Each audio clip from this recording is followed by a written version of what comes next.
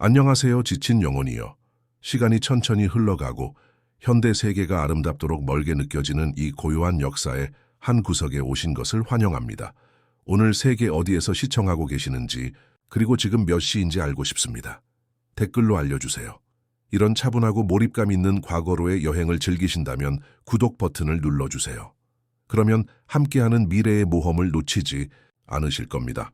오늘 밤 바쁘게 돌아가는 현대 생활의 스트레스가 녹아내리도록 하면서 생존 그 자체가 예술이었던 시대로 돌아가 보겠습니다. 중세 공동체들이 오늘날 우리가 경험하는 것보다 훨씬 더 혹독한 겨울을 어떻게 견뎠는지 발견하게 될 것입니다. 인간의 창의성과 인내력의 모든 측면을 시험했지만 수개월간의 무자비한 추위 속에서도 마을 전체를 살아남게 한 놀라운 혁신과 사회적 유대를 드러낸 겨울들 말입니다. 지금까지 경험한 것 중 가장 깊은 잠에서 천천히 깨어나는 자신을 상상해 보세요. 수세기에 걸쳐 펼쳐진 것 같은 꿈들로 무거워진 눈꺼풀이 느껴집니다. 의식이 서서히 돌아오면서 가장 먼저 다가오는 것은 시야가 아니라 소리입니다. 독특한 타닥거림, 리듬감 있고 생기 넘치는 소리와 함께 공기가 움직이는 가장 부드러운 속삭임이 들립니다. 몸이 뭔가 다르게 느껴집니다. 익숙한 면 시트가 아니라 피부에 닿는 더 거칠고 투박한 것에 감싸여 있습니다. 양모일지도 모르지만 지금까지 느껴본 것 중 가장 두꺼운 것입니다. 이 직물의 질감은 목적이 분명한 손길로 짜여진 것을 말해주며 이 천이 앞으로 다가올 몇 달 동안 생과 사를 가를 수도 있다는 것을 알고 있던 손길의 흔적입니다. 공기 자체가 현대의 후각으로는 구별하기 어려운 향기들을 담고 있습니다. 연기가 있지만 현대 생활의 매캐한 화학 연기가 아닙니다. 이 영희는 타는 나무의 본질을 담고 있으며 각 수종이 저마다의 이야기를 들려줍니다. 참나무는 꾸준하고 강하게 타며 고대 숲을 말해주는 깊고 흙내나는 향을 풀어냅니다. 인트로 엔드 자작나무는 더 가벼운 음표를 거의 달콤한 향을 더하며 소나무는 야생의 정신 자체를 담고 있는 것 같은 독특한 송진 향기를 기여합니다. 이런 연기 냄새들 아래로 다른 향기들이 깨어나는 의식 속으로 스며듭니다. 동물의 냄새도 있지만 불쾌하지는 않습니다. 양모와 가죽의 소박한 냄새, 돼지와 그 생명체들과 함께 살아온 삶의 냄새입니다. 희미한 허브 향이 떠다닙니다. 아마도 말린 라벤더나 로즈마리일 것입니다. 땅이 너그럽고 따뜻했던 수확철에 조심스럽게 저장해둔 것들 말입니다. 여전히 잠의 무게감이 남아있는 손가락들이 이 낯선 새로운 현실을 탐험하기 위해 뻗어나갑니다. 손 아래의 표면은 현대 가구의 매끄럽고 가공된 나무가 아니라 더 거칠고 진솔한 무언가입니다. 손끝이 자연스러운 나무결을 따라가며 수십 년간 변화하는 계절들을 견디며 천천히 인내심 있게 자란 나무들을 말해주는 미묘한 불완전함들을 느낍니다. 청각이 예리해지면서 타닥거리는 소리가 더 뚜렷해집니다. 불이라는 것을 깨닫습니다. 하지만 가스버너나 전기 히터에 통제되고 예측 가능한 불꽃이 아닙니다. 이것은 살아있는 불이며 호흡하고 춤추며 끊임없이 공급받고 세심하게 돌봄받아야 하는 생명체처럼 연료를 소비합니다. 각각의 탁탁 소리와 팝 소리는 불꽃에 자신을 내맡기는 나무를 말해주며 수년간의 햇빛과 비를 통해 저장된 에너지를 방출합니다. 마침내 눈을 떴을 때 맞이하는 세계는 황금빛에 깜박이는 빛에 목욕하고 있습니다. 조명은 거칠거나 인위적이지 않고 따뜻하고 생동감이 넘치며 거친 돌벽의 이야기를 들려주는 듯한 춤추는 그림자들을 만들어냅니다. 빛은 화덕에서 나옵니다. 거대하고 고대의 모습으로 현대 벽난로에 들어갈 수 있는 그 어떤 것과 비교해도 거대해 보이는 통나무들 사이에서 불꽃이 뛰어오르고 놀고 있습니다. 주변의 방은 친밀하면서도 광활하게 느껴집니다. 천장은 위쪽 어둠 속으로 사라지며 엄청난 크기의 나무에서 깎아낸 듯한 거대한 나무 들포들로 지탱되고 있습니다. 이 목재들은 제작자의 손길이 고스란히 남아있으며 기계의 정밀함이 아닌 끈기와 숙련된 기술로 만들어진 도끼 자국과 연장 흔적들을 간직하고 있습니다. 침대라 부를 수 있는 것이라면 바닥에 낮게 자리하고 있으며 찬 바람을 막아주는 벽감 속에 자리 잡고 있습니다. 당신이 누워있는 매트리스는 현대의 스프링과 폼이 아닌 몸을 움직일 때마다 부드럽게 바스락거리는 소재로 채워져 있습니다. 아마도 지피나 말린 골풀일 것입니다. 그 위에는 세월이 흐를수록 더욱 소중하게 여겨지는 거친 모직 담요들이 덮여 있습니다. 주변 벽들은 저마다의 이야기를 품고 있습니다. 돌들이 너무나 정교하게 맞물려 있어 모르타르가 거의 필요 없어 보이지만 숙련된 장인의 손이 이를 발라 다듬고 성형하여 내부와 외부 사이에 절대적인 경계를 만든 곳곳을 볼 수 있습니다. 이것들은 미적 아름다움을 위해 선택된 장식용 돌이 아니라 혹독한 추위를 막아내는 실용적 기능으로 선택된 돌들입니다. 춤추는 불빛 속에서 당신은 모든 자원을 소중히 여기며 살아온 삶의 흔적들을 담은 세부 사항들을 알아차리기 시작합니다. 약초들이 석가래에서 말린 묶음으로 매달려 있고 그 잎들이 불에서 올라오는 따뜻한 공기 속에서 부드럽게 바스락거립니다. 점토 항아리와 나무 그릇들이 거친 선반 위에 놓여 있으며 각각은 그 용도를 완벽히 아는 장인의 손에서 만들어진 것들입니다. 큰 나무 탁자가 방의 한쪽을 지배하고 있으며 그 표면은 오랜 사용으로 인한 상처와 얼룩으로 가득합니다. 이것은 아름다움을 위해 선택된 가구가 아니라 생존을 위한 도구로 음식을 준비하고 도구를 수리하며 생존의 고된 일을 잠시 멈추고 가족들이 모이는 곳이었습니다.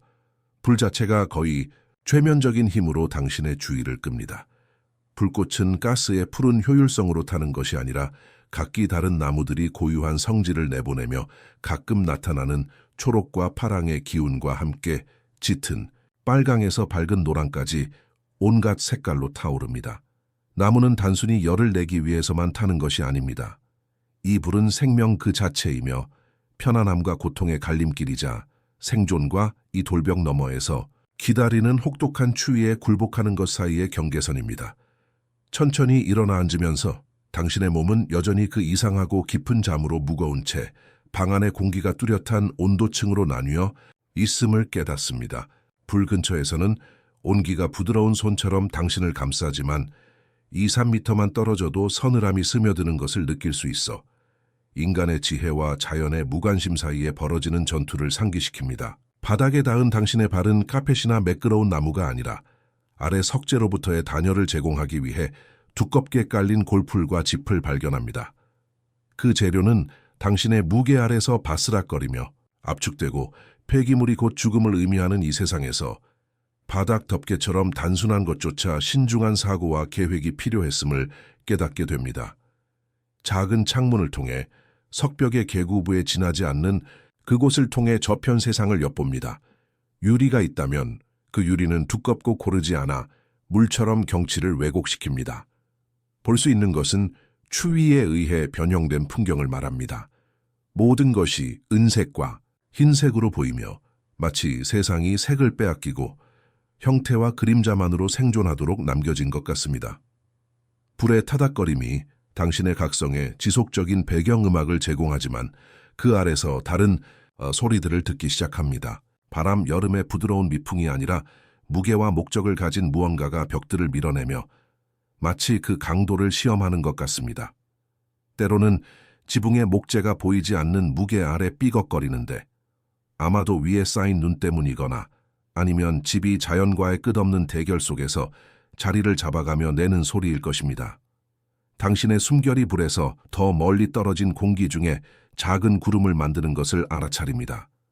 불편할 정도는 아니지만 여기서 온기는 당연한 권리가 아니라 만들어내고 유지하며 조심스럽게 보존해야 하는 것임을 깨닫게 할 만큼 충분히 느껴집니다.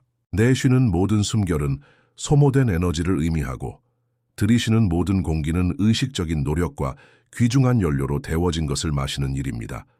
깨달음이 추위처럼 천천히 당신을 감쌉니다. 당신은 단순히 다른 시간이나 장소를 방문하는 것이 아닙니다. 일상의 모든 면이 하나의 냉혹한 현실을 중심으로 돌아가는 세상에 깨어난 것입니다. 겨울은 여기서 단순한 계절이 아니며 봄을 기다리며 견뎌야 할 작은 불편함도 아닙니다. 겨울은 살아있는 적이자 참을성 있고 무자비하여 인간이 준비한 모든 약점을 찾아내어 가차없이 이용할 수 있는 존재입니다. 이제 이 중세 세계가 진정 어떤 곳이었는지 탐험해보고 우리 조상들이 가장 발달한 현대의 대비책조차 초라하게 만드는 도전들을 어떻게 맞닥뜨렸는지 발견해봅시다. 의식이 완전히 돌아오면서 추위가 뼛속 깊숙이 스며듭니다. 당신의 숨결이 차가운 공기 속에 작은 구름을 만들어내고 본능적으로 몸을 덮은 거친 천을 몸에 더 바짝 당깁니다. 이것은 단순한 추운 아침이 아닙니다. 이것은 중세 겨울의 뼈를 내는 한기이며 삶과 죽음의 경계를 온도로 재고 꺼져가는 불시의 온기로 헤아릴 수 있는 곳입니다. 저는 서연입니다.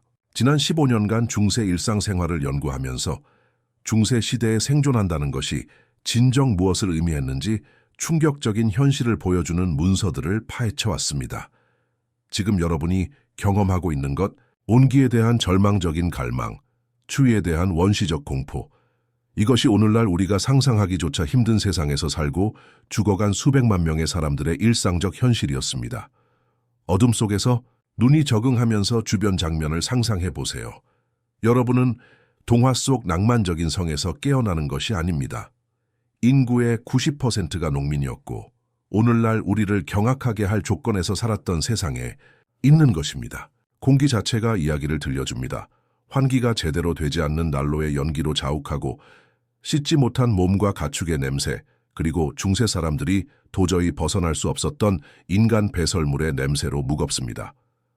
이곳은 천천년에서 1500년 사이의 중세 유럽으로 영양실조로 인해 평균 신장이 겨우 150cm 정도에 불과했고 단순한 상처가 감염으로 인한 죽음을 의미할 수 있었으며 삶의 리듬이 전적으로 태양과 계절, 그리고 생존의 절대적 필요성에 의해 좌우되던 시대입니다.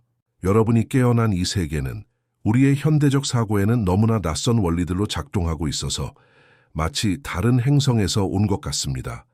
여러분의 중세적 몸이 이 가혹한 현실의 이야기를 들려줍니다. 손은 끊임없는 육체 노동으로 갈라지고 굳었습니다. 이빨은 여러분 나이에 대부분 남아있다면 돌 맷돌에 모래가 섞인 거친 빵을 먹어 달아 있습니다. 피부에는 천연두 자국이 있고 출산을 경험한 여성이라면 10명 중 1명의 산모를 죽음으로 내몰던 위험을 견뎌낸 것입니다. 기대 수명은 35살 정도이며 이 아침을 맞이하기까지 살아온 모든 단 하루도 경고 없이 이웃들을 앗아간 질병, 기근, 폭력에 맞선 작은 승리였습니다. 하지만 여러분을 둘러싼 세계에서 정말로 놀라운 것은 이러한 압도적인 고난에도 불구하고 중세 사회가 수세기 동안 인간 문명을 형성할 복잡한 조직 체계를 개발했다는 것입니다. 여러분의 삶을 지배하는 봉건제도는 단순히 왕과 귀족들이 성에서 분장놀이를 하는 것이 아닙니다. 로마 질서의 붕괴와 침입, 질병, 기근의 지속적 위협에서 나타난 의무, 보호, 생존, 전략의 복잡한 거미줄입니다. 여러분 위로 뻗어있는 사회적 계층을 거대한 피라미드처럼 상상해 보세요. 맨 꼭대기에는 하나님께서 직접 임명하셨다고 여겨지는 왕이 앉아 생사에 대한 절대 권력을 휘두릅니다. 그 아래로는 대형주들이 광대한 영토를 통제하며 군대를 지휘하고 칼날 한 번의 휘두름으로 정의를 집행합니다. 그 다음에는 토지 수여를 받아 목숨을 바쳐 봉사를 맹세한 기사들인 소귀족들이 있습니다. 그리고 이 우뚝 솟은 구조의 맨 아래에서 위에 모든 사람들의 무게를 떠받치고 있는 것은 여러분과 같은 사람들입니다.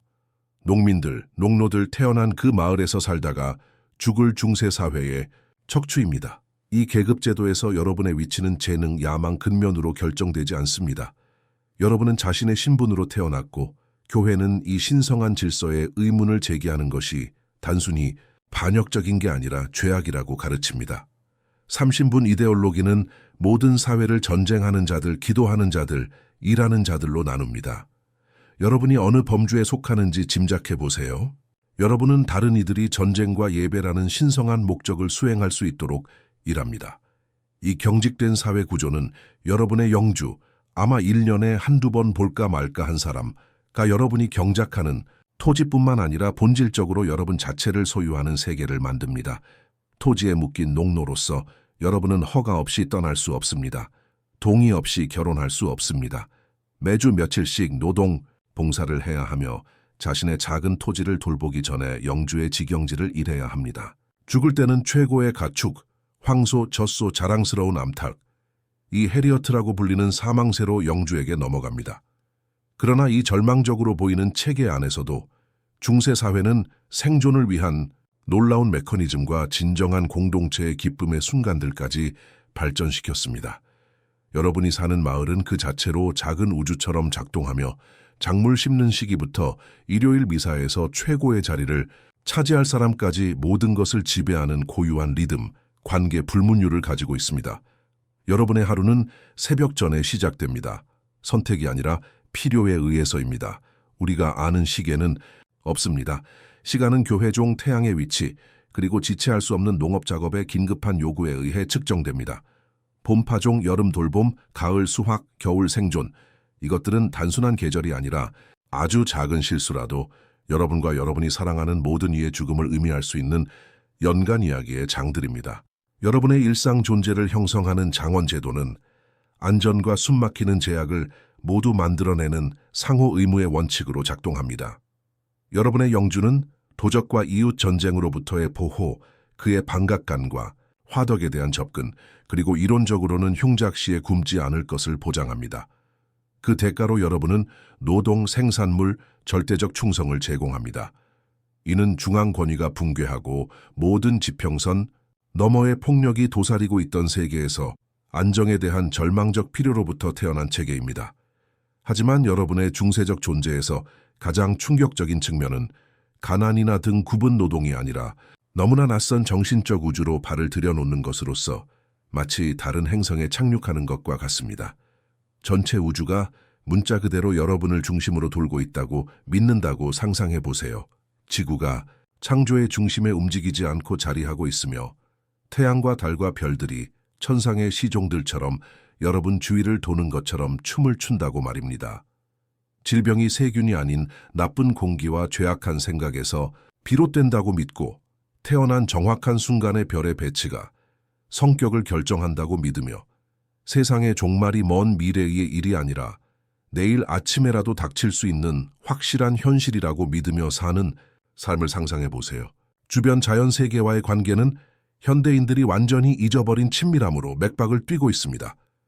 당신의 손은 어떤 식물이 열을 내리고 어떤 식물이 심장을 멈추게 하는지 알고 있으며 당신의 눈은 현대인들이 날씨 앱을 확인하듯 날씨 패턴을 읽어내고 당신의 코는 어떤 실험실 검사보다도 토양의 질을 더 정확히 판단합니다. 거미가 거미줄을 치는 모습, 소들이 함께 모이는 모습, 새들이 비행 패턴을 바꾸는 모습을 보며 폭풍을 예측합니다. 하지만 바로 이 자연 세계는 초자연적인 위협으로 숨쉬고 있습니다. 악마들이 어두운 숲에 웅크리고 있다가 길을 잃은 여행자들을 기다리고 요정들이 달빛 사이로 새으며들어 안전한 경계를 벗어나 방황하는 아이들을 훔쳐가며 모든 그림자가 당신을 어둠 속으로 끌어들이고 싶어하는 무언가와 함께 춤추고 있습니다. 당신의 삶을 지배하는 농업 달력은 한 박자라도 놓치면 죽음을 의미하는 우주의 시계 장치처럼 무자비한 정밀함으로 작동합니다. 농업을 러시안 룰렛에 비유해 보세요. 짧은 파종 시기를 일주일만 놓쳐도 온 가족이 기에 직면합니다. 가을비가 곡식을 썩게 만들기 전에 수확을 마치지 못하면 당신이 사랑하는 모든 사람들이 겨울 동안 천천히 죽어갑니다. 소중한 곡식을 부주의하게 저장하면 쥐들이 잔치를 벌이는 동안 당신의 아이들은 쇠약해져 갑니다. 모든 농업적 결정이 생사를 가르는 무게를 지니고 있으며 보험도 응급 서비스도 정부 지원도 없습니다. 오직 당신과 당신의 지식, 그리고 당신이 다시 한번 봄을 맞이할 수 있을지를 결정하는 냉혹한 자연의 힘만이 있을 뿐입니다. 기술과의 관계는 동시에 원시적이면서도 혹독한 현실에 정교하게 적응되어 있습니다. 두꺼운 유럽 토양을 부수는 무거운 쟁기는 수세기에 걸친 점진적 혁신을 나타냅니다. 토양 비옥도를 유지하면서 작물 순환을 최대화하는 삼포제는 농업과학에 대한 정교한 이해를 보여줍니다. 곡물을 갈아주는 물레반가와 풍차는 놀라운 효율성으로 자연의 힘을 활용합니다. 하지만 유리창도 굴뚝도 이웃들을 죽이는 대부분의 질병을 예방할 수 있는 위생에 대한 이해도 없습니다. 중세의 아침이 계속되고 추위가 점차 깨어나는 몸에서 손을 떼면서 당신을 둘러싸고 있는 구조에 대해 생각하기 시작합니다.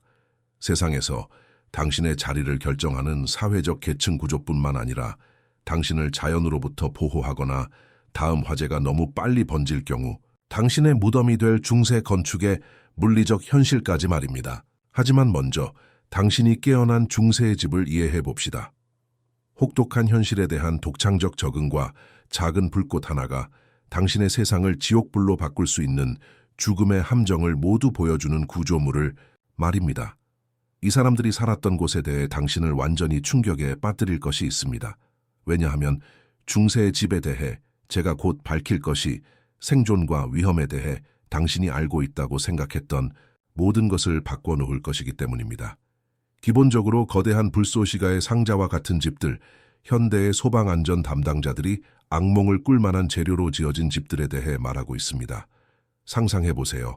당신은 중세의 농민이고 당신의 전 세계, 당신의 피난처, 당신의 소유물, 당신 가족의 생존 모두가 주로 나무와 짚으로 만들어진 구조물에 달려 있습니다. 그냥 아무 나무가 아니라 종종 제대로 마르지 않은 생목재, 건조되면서 휘고 갈라져서 화재가 시작되면 산소를 직접 공급할 틈새를 만드는 목재를 말입니다. 이 집들의 벽은 절망에서 태어난 독창성의 놀라운 이야기를 들려줍니다.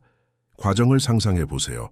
먼저 그들은 세대를 거쳐 전해져 내려온 기술을 사용해 목재 틀을 건설했는데 거대한 참나무 기둥들을 나무못과 촉개 맞춤으로 연결했습니다. 하지만 여기서 핵심은 이 나무 뼈대 사이에서 그들은 틈새를 웻가지와 진흙으로 채웠는데 이는 정교하게 들리지만 기본적으로는 그냥 엮은 나뭇가지에 진흙, 동물똥, 짚을 섞은 것을 발라놓은 것에 불과했다는 것을 깨달을 때까지 말입니다. 이제 지붕 상황은 완전히 미친 수준이었습니다. 초가지붕은 단순히 흔한 것이 아니라 하층민들 사이에서는 거의 보편적이었습니다. 집, 갈대 또는 골프의 두꺼운 층들, 때로는 60cm 두께까지 모두 나무 대들보로 고정된 것에 대해 말하고 있습니다. 이는 비를 막는 데 놀랍도록 효과적인 지붕을 만들었지만 여기 문제가 있습니다. 그것은 본질적으로 당신의 머리 바로 위에 있는 거대한 화재 촉진제였습니다. 이런 조건에서 화재가 무엇을 의미하는지 감각적인 그림을 그려드리겠습니다. 그 초가 위에 단 하나의 불꽃이 떨어지는 순간 이웃집 굴뚝에서든 거리를 통해 너무 부주의하게 들고 다닌 횃불에서든 당신은 이 부드러운 탁탁거리는 소리를 들을 것입니다. 마치 누군가가 종이를 구기는 소리와 거의 비슷한, 하지만 몇 분 안에 그 부드러운 탁탁거림이 불길이 사람이 뛸 수 있는 것보다 더 빨리 지붕을 가로질러 달려가면서 으르렁거림이 됩니다. 냄새가 먼저 당신을 덮칠 것입니다. 단순한 연기가 아니라 타는 짚의 매캐한 냄새가 녹는 진흙의 끈적끈적하고 달콤한 냄새, 그리고 타는 나무의 날카로운 톡 쏘는 냄새와 뒤섞인 열기는 순간 내에 견딜 수 없게 될 것이고 여기서 진짜 끔찍한 부분이 있습니다. 모든 것을 함께 붙잡고 있던 목자의 틀이 실제로 화재를 아래쪽으로 전도할 것입니다. 마치 파괴를 당신 집의 심장부로 직접 운반하는 고속도로 네트워크처럼 말입니다. 하지만 잠깐 사실 더 심각한 문제가 있었습니다. 이것들은 시골에 흩어져 있는 독립적인 집들이 아니었습니다. 중세 마을들은 빽빽하게 밀집되어 있었고 건물들이 말 그대로 서로 닿아 있으며 벽을 공유하여 오늘날 화재 전문가들이 완벽한 재난이라고 부를 만한 상황을 만들어냈습니다. 한 집에 불이 나면 그 한 가족만을 위협하는 것이 아니라 전체 동네를 위협했습니다. 화재 기록들을 연구하며 수많은 시간을 보낸 제가 중세 런던의 사례를 들어보겠습니다. 챔스 22년 사우스워크에서 시작된 화재가 런던 브리지를 건너뛰어 수천 채의 건물을 태워버렸습니다. 연대기들은 사람들이 화염의 벽 사이에 갇혀갈 곳이 없었다고 묘사합니다. 거리가 너무 좁고 건물들이 너무 빽빽하게 들어서 있었기 때문입니다. 불이 너무 빨리 번져서 가족들은 손에 들고 나갈 수 있는 것만 챙길 수 있는 몇 분의 시간밖에 없었고 그들의 전 세계가 재가 되어버렸습니다. 그리고 중세 건축에 대해 당신을 놀라게 할 것이 하나 있습니다. 그들은 실제로 이것이 얼마나 위험한지 알고 있었습니다. 13세기부터 시작된 도시 조례들은 반복적으로 건축 자재를 규제하려고 했습니다. 특정 지역에서는 타일이나 슬레이트 지붕을 요구하고 더 넓은 거리를 의무화하며 심지어 굴뚝의 높이까지 명시했습니다. 하지만 여기에 가혹한 현실이 있었습니다. 가난한 사람들은 더 안전한 재료를 감당할 수 없었습니다. 짚은 저렴하고 쉽게 구할 수 있으며 작업하기 쉬웠습니다. 돌과 타일은 대부분의 가족들이 단순히 가지지 못한 숙련된 장인과 자원을 필요로 했습니다. 이 화재 위험의 사회적 함의는 흥미로운 역학관계를 만들어냈습니다. 부유한 상인들과 귀족들은 점점 더 돌 기초, 타일 지붕, 그리고 여러 개의 출구를 가진 집을 지었습니다. 그들은 화재 방지대 역할을 할 수 있는 정원이나 안뜰을 가진 전략적 위치에 집을 배치했습니다. 반면 노동계층은 본질적으로 화재에 취약한 판자촌에 갇혀 있었습니다. 그곳에서는 단 한 번의 사고로 몇 세대에 걸쳐 축적된 소유물들이 몇 분 안에 사라질 수 있었습니다. 하지만 여기서 중세의 독창성이 공포를 뚫고 정말로 빛을 발합니다. 공동체들은 사용할 수 있는 원시적인 도구들을 이용해 믿을 수 없을 만큼 정교한 화재 진압 기술들을 개발했습니다. 그들은 블록 단위로 뻗어나갈 수 있는 물통 대여를 조직했고 동네에 모든 우물과 저수조를 아는 지정된 물 운반자들이 있었습니다. 그들은 화재 갈고리를 만들었습니다. 불타는 짚을 인접한 건물로 불이 번지기 전에 끌어내릴 수 있는 금속 갈고리가 달린 긴 장대들이었습니다. 일부 마을들은 심지어 건조한 계절 동안 순찰을 돌며 연기의 첫 번째 신랄 같은 징조를 지켜보는 지정된 화재 감시원들을 두었습니다. 이 끊임없는 위협과 함께 살아가는 것의 심리적 영향은 오늘날 우리가 거의 상상할 수 없는 방식으로 중세 문화를 형성했습니다. 가족들은 가장 소중한 소유물들을 손이 닿는 곳에 두고 잤습니다. 도둑을 두려워해서가 아니라 화재에서 도망칠 시간이 5분도 안 될 수 있다는 것을 알고 있었기 때문입니다. 아이들은 제대로 걷기도 전에 연기 냄새를 구별하는 법을 배웠습니다. 전체 공동체는 바람 패턴에 대한 거의 초자연적인 인식을 개발했습니다. 화재 중 강한 바람이 한 채의 집을 잃는 것과 전체 구역을 잃는 것의 차이를 의미할 수 있다는 것을 알고 있었기 때문입니다. 화재 위험의 계절적 리듬은 그들만의 사회적 달력을 만들었습니다. 여름철은 가장 높은 위험을 가져왔고 말린 지피 뜨거운 태양 아래에서 거대한 부식깃 상자처럼 작동했습니다. 가을은 다른 종류의 공포를 가져왔습니다. 사람들이 몇 달 동안 사용하지 않았던 난로에 불을 피우기 시작하면서 잠재적으로 굴뚝 손상이나 동물 둥지가 새로운 화재 위험을 만들어냈다는 것을 발견할 수 있었기 때문입니다. 겨울은 역설적으로 안도감과 새로운 위험을 모두 가져왔습니다.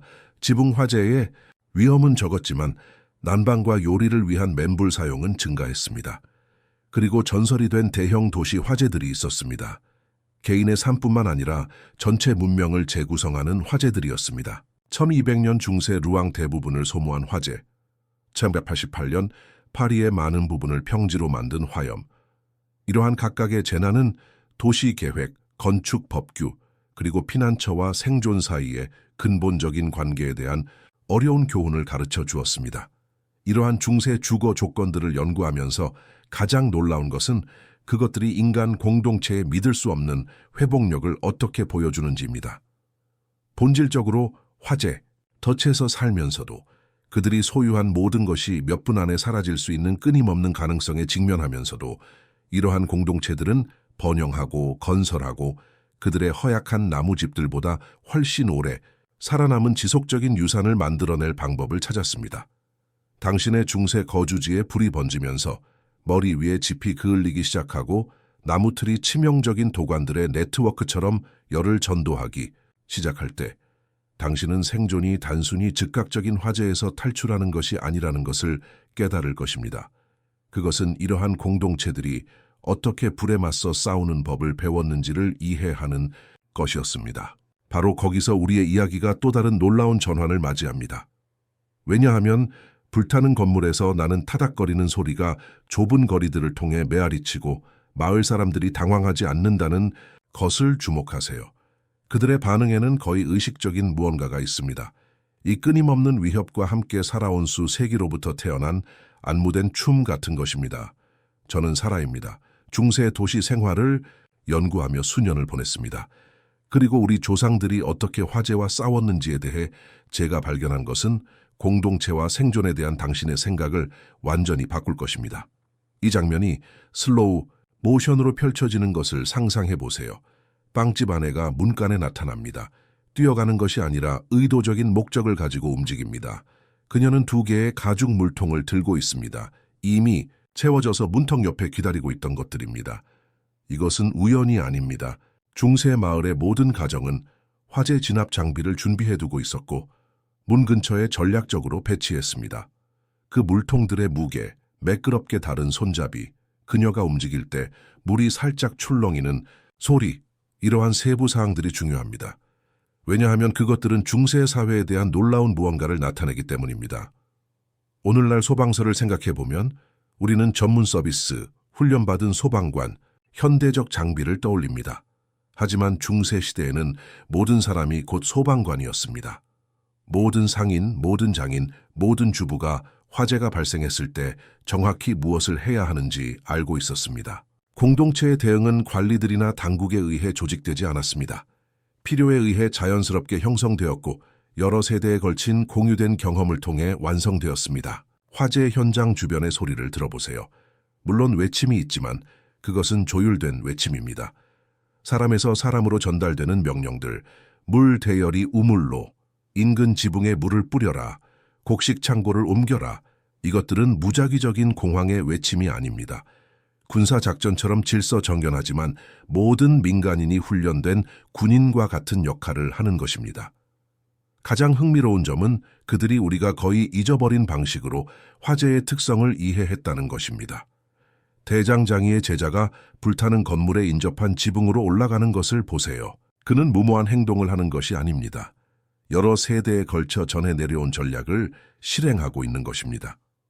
중세 사람들은 화재가 복사열과 날아다니는 불씨를 통해 퍼진다는 것을 알고 있었습니다. 그래서 그들은 방화벽을 만들고 근처 표면에 물을 붓고 화재의 경로에서 가연성 물질을 제거하는 데 집중했습니다. 그 가죽 소와 양동이들은 단순한 용기가 아니었습니다. 손에서 손으로 전달될 때 안정성을 유지할 수 있도록 넓고 평평한 바닥으로 설계되었습니다. 가죽은 열에 견디고 누수 없이 물을 담을 수 있도록 특별히 처리되었습니다. 각 양동이는 정확히 적절한 용량을 가졌습니다. 소화에 효과적일 만큼 충분하지만 인간 사슬에서 다룰 수 있을 만큼 가벼웠습니다.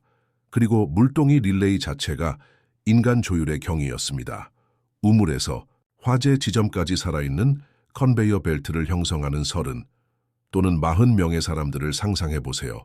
각 사람은 다음 사람과 정확히 팔길이만큼 떨어져 서 있습니다. 빈 양동이들은 한쪽으로 돌아가고 물이 찬 양동이들은 다른 쪽으로 앞서갑니다. 헛된 움직임도 없고 역할이나 위치에 대한 혼란도 없습니다. 인간 기계를 보는 것 같습니다. 각 구성 요소가 다른 것들과 완벽하게 조정되어 있는 가장 인상 깊은 것은 외침 사이의 고요함입니다. 이런 순간들에 집중된 호흡, 물의 꾸준한 물소리, 양동이가 전달되는 리드미컬한 쿵쿵거림을 들을 수 있습니다. 명상적인 분위기가 있습니다. 마치 전체 공동체가 하나의 목적을 위해 집중된 상태에 들어가는 것처럼 화재는 단순한 위협이 아니라 개별 가정을 통합된 유기체로 변화시키는 촉매가 됩니다. 중세 소방은 단지 물에 관한 것만이 아니었습니다. 그들은 다른 화재가 다른 접근법을 필요로 한다는 것을 이해했습니다.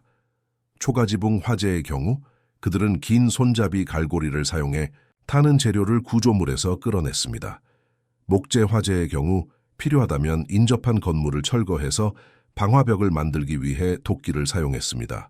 그들은 젖은 담요와 동물 가죽을 사용해 작은 불길을 질식시키기도 했습니다. 각 도구에는 목적이 있었고 각 기술에는 적절한 순간이 있었습니다. 진정한 천재성은 화재의 원리, 즉 그것에 대한 그들의 이해에 있었습니다. 화재는 연료, 공기, 열을 찾습니다. 이 요소들 중 하나라도 제거하면 화재는 죽습니다. 그래서 중세 소방관들은 단순히 불길에 물을 던지지 않았습니다. 그들은 전략적으로 화재의 자원을 제거했습니다. 그들은 가연성 물질을 제거하고 공기 흐름에 대한 장벽을 만들고 정확히 적절한 지점에 냉각제를 적용했습니다. 현대적인 통신 시스템 없이 어떻게 스스로를 조직했는지가 놀라울 따름입니다. 라디오도 없고 조정센터도 없고 우리가 오늘날 이해하는 방식의 사건 지휘관도 없었습니다.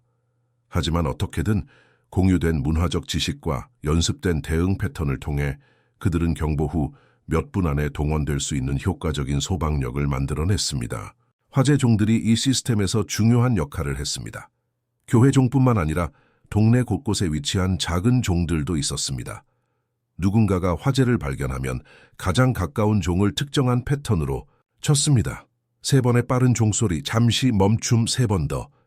이 소리를 듣는 누구든지 그것이 무엇을 의미하는지, 그리고 무엇을 해야 하는지 즉시 알았습니다. 신호는 어떤 사람이 달릴 수 있는 것보다 더 빨리 마을을 통해 퍼져나가 모든 사람에게 동시에 경고했습니다. 아이들도 각각의 역할이 있었지만 이는 신중하게 정의되고 연령에 맞게 배정되었습니다. 어린아이들은 소방 작업의 다른 부분들 사이에서 메시지를 전달했습니다. 나이가 더 많은 아이들은 귀중품을 안전한 곳으로 옮기거나 릴레이에서 더 가벼운 양동이들을 도왔습니다. 매우 나이 든 사람들조차 작은 불을 돌봐서 물을 따뜻하게 유지함으로써 기여했습니다. 왜냐하면 겨울에는 따뜻한 물이 얼음처럼 차가운 우물물보다 더 효과적이었기 때문입니다. 가장 놀라운 점은 그들이 얼마나 빠르게 동원될 수 있었는가입니다. 첫 경보에서 완전한 대응까지, 때로는 조율된 대형으로 일하는 50 또는 60명의 사람들, 대부분의 마을에서 10분도 걸리지 않았습니다. 잠깐 생각해 보세요. 전화도 없고 현대적 교통수단도 없고 전문적인 응급 서비스도 없는 시대에 전체 공동체가 많은 현대 소방서가 호출에 응답할 수 있는 것보다 더 빨리 스스로를 효과적인 소방부대로 조직할 수 있었습니다. 하지만 정말로 놀라운 것은 이것을 가능하게 한 심리적 준비입니다. 중세 사람들은 화재와 싸울 줄 아는 것만이 아니라 화재와 싸우기를 기대했습니다. 모든 성인은 자신의 동네 화재 위험에 대한 정신적 지도를 가지고 있었습니다. 그들은 어떤 건물이 가장 마른 초가 지붕을 가지고 있는지, 어떤 거리가 최고의 물 접근을 가지고 있는지, 불길이 특정 방향으로 퍼진다면 어떤 구조물을 먼저 철거해야 하는지 알고 있었습니다. 이런 지속적인 준비는 개인 소지품에도 확장되었습니다. 가족들은 가장 소중한 소지품을 휴대용 용기에 보관했고 순간의 통지에 잡아들고 안전한 곳으로 옮길 준비가 되어 있었습니다. 중요한 문서들은 금속 상자에 보관되었습니다. 귀중품들은 종종 가족 구성원들이 어둠과 혼돈 속에서도 찾을 수 있는 미리 정해진 장소에 묻혀 있었습니다. 모든 가정마다 오랜 시간에 걸쳐 연습하고 다듬어온 대피 계획이 있었습니다. 화재 진압 경험을 통해 형성된 공동체 유대감은 단순한 응급 상황 대응을 넘어서는 사회적 네트워크를 구축했습니다. 위기 상황에서 물통을 전달하며 함께 일했던 사람들은 평생의 동맹이 되었습니다. 서로의 집을 성공적으로 구해낸 동네는 강한 충성심과 상호 지원 체계를 발달시켰습니다. 함께 화재와 싸운 공동의 고난과 승리는 중세의 도시 문화를 형성한 근본적인 경험이 되었습니다. 그리고 여기서 당신을 놀라게 할 사실이 있습니다. 그들은 믿을 수 없을 만큼 뛰어났습니다. 인간의 힘, 간단한 도구, 그리고 공동체 협력만을 사용한 중세의 소방관들은 현대 장비로도 어려울 수 있는 대형 화재를 종종 진압했습니다. 그들은 불이라는 적의 모든 것을 꿰뚫고 있었습니다. 불이 어떻게 움직이는지, 무엇이 필요한지, 어떻게 자원을 차단해서 굶겨 죽이는지 알고 있었습니다. 무엇보다 중요한 것은 그들은 절대 혼자 싸우지 않았다는 것입니다. 그들은 불이 어떻게 움직이는지, 무엇이 필요한지, 어떻게 자원을 차단해서 굶겨 죽이는지 알고 있었습니다. 무엇보다 중요한 것은 그들은 절대 혼자 싸우지 않았다는 것입니다. 중세 마을의 새벽이 밝아오고 밤의 위기 상황에서 남은 마지막 불씨들이 서서히 차가운 재로 변해가며 공동체가 잃은 것과 구한 것을 평가하기 시작할 때 당신이 목격한 것이 단순한 응급 상황 대응이 아니라는 것을 깨닫게 됩니다. 그것은 더 깊은 무언가입니다. 생존을 위해 개인의 힘뿐만 아니라 집단적 지혜에 공유된 용기, 그리고 현대사회가 대부분 잊어버린 종류의 공동체 유대가 필요했던 시대의 인간이 된다는 것의 본질입니다. 하지만 중세 소방을 이해하는 것은 시작에 불과합니다. 중세 마을의 새벽이 밝아와 하늘을 금빛과 장밋빛의 부드러운 색조로 칠할 때 공동체는 생존이 각각의 새로운 날이 요구하는 것을 정확히 이해하는 데 달려있는 사람들의 유동적이고 목적적인 움직임을 보입니다. 지난밤 화재의 매캐한 냄새가 여전히 공기 중에 남아있고 수없이 많은 화로에서 나오는 나무, 연기와 자갈기를 덮고 있던 서리가 녹아내리기 시작하며 피어오르는 흙 냄새와 섞여 있습니다. 저는 태현이고 수년 동안 이런 회복력 있는 공동체들을 기록해왔습니다. 세고 싶지 않을 만큼 오랜 세월 동안 평범한 사람들이 독창성, 결단력, 그리고 삶과 죽음의 차이를 의미할 수 있는 종류의 상호 지원만으로 어떻게 특별한 도전에 맞섰는지를 문서화해왔습니다. 이 이른 시간에 펼쳐지는 것은 정말로 여러분을 놀라게 할 것입니다. 왜냐하면 그것은 우리의 편안한 현대 생활이 우리로 하여금 잊게 만든 방식으로 인간의 적응력을 드러내기 때문입니다. 화재 중에 만났던 빵집 주인의 아내 미경을 상상해 보세요. 그녀는 문간에 서 있지만 피해를 조사하는 것이 아니라 자원을 계산하고 있습니다. 그녀의 마음은 정밀한 기계처럼 작동하며 잃은 것과 남은 것을 재고 오늘 누가 빵이 필요하고 누가 피난처가 필요한지를 결정합니다. 이것은 우리가 이해하는 방식의 자선이 아닙니다. 이것은 생존 수학, 중세 공동체를 살아있게 유지하는 복잡한 방정식입니다. 그녀가 아침 일과를 진행하는 모습을 보세요. 모든 몸짓이 목적적이고 아무것도 낭비되지 않으며 아무것도 우연에 맡겨지지 않습니다. 그녀는 곡물, 저장고를 먼저 확인합니다. 양뿐만 아니라 질도 확인합니다. 중세 사람들은 촉감으로 냄새로 곡물이 한 용기에서 다른 용기로 쏟아지는 방식으로 그것이 너무 많은 습기를 흡수했는지 쥐가 오염시켰는지 다음 혹독한 몇 주를 버틸 수 있을지 알 수 있었습니다. 지난밤의 화재는 즉시 인정하고 적응해야 하는 새로운 현실을 만들었습니다. 세 가족이 집을 완전히 잃었지만 놀라운 점은 며칠이 아닌 단 몇 시간 만에 그 가족들이 잠잘 곳과 음식 그리고 재건 계획까지 모두 갖추게 된다는 것입니다. 이것은 관료제나 조직적인 구호 노력이 아닙니다. 이것은 위기와 복구의 수세기를 통해 다듬어진 공동체 생존 본능입니다. 목수, 준호가 미경의 문에 나타났지만 그는 빵을 사러 온 것이 아닙니다.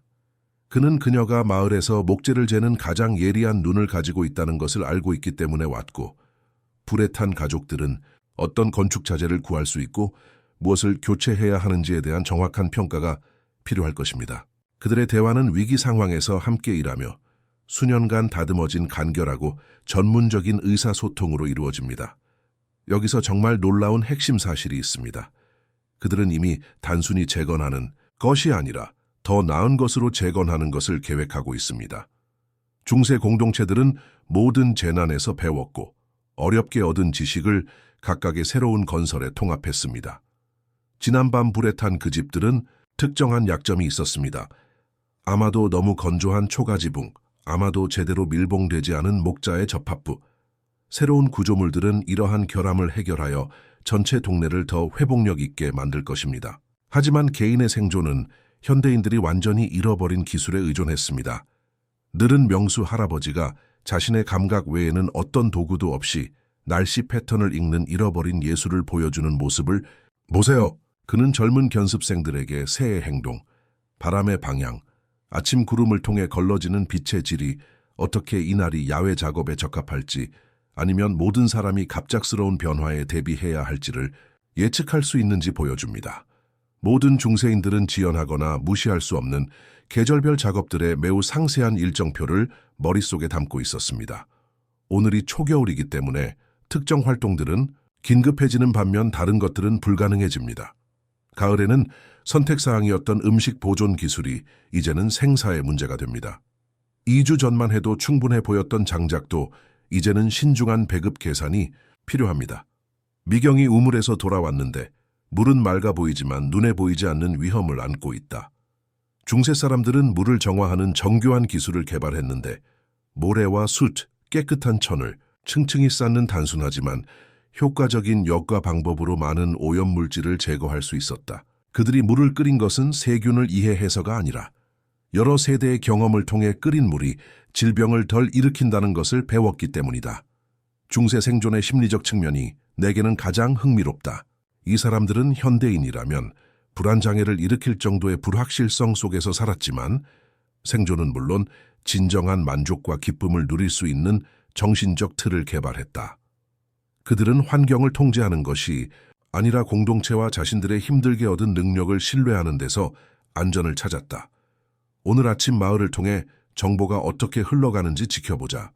신문도 라디오도 인터넷도 없지만 모든 사람이 밤사이 무슨 일이 일어났는지, 누가 도움이 필요한지, 어떤 자원을 사용할 수 있는지, 어떤 위험이 닥칠 수 있는지를 몇 시간 내에 정확히 파악한다.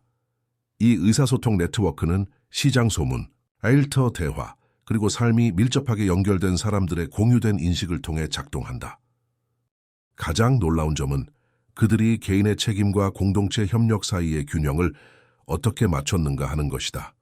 각 가족은 독립적으로 생존할 수 있을 만큼 자급자족해야 하지만 필요할 때 도움을 주고받을 수 있을 만큼 연결되어 있어야 한다.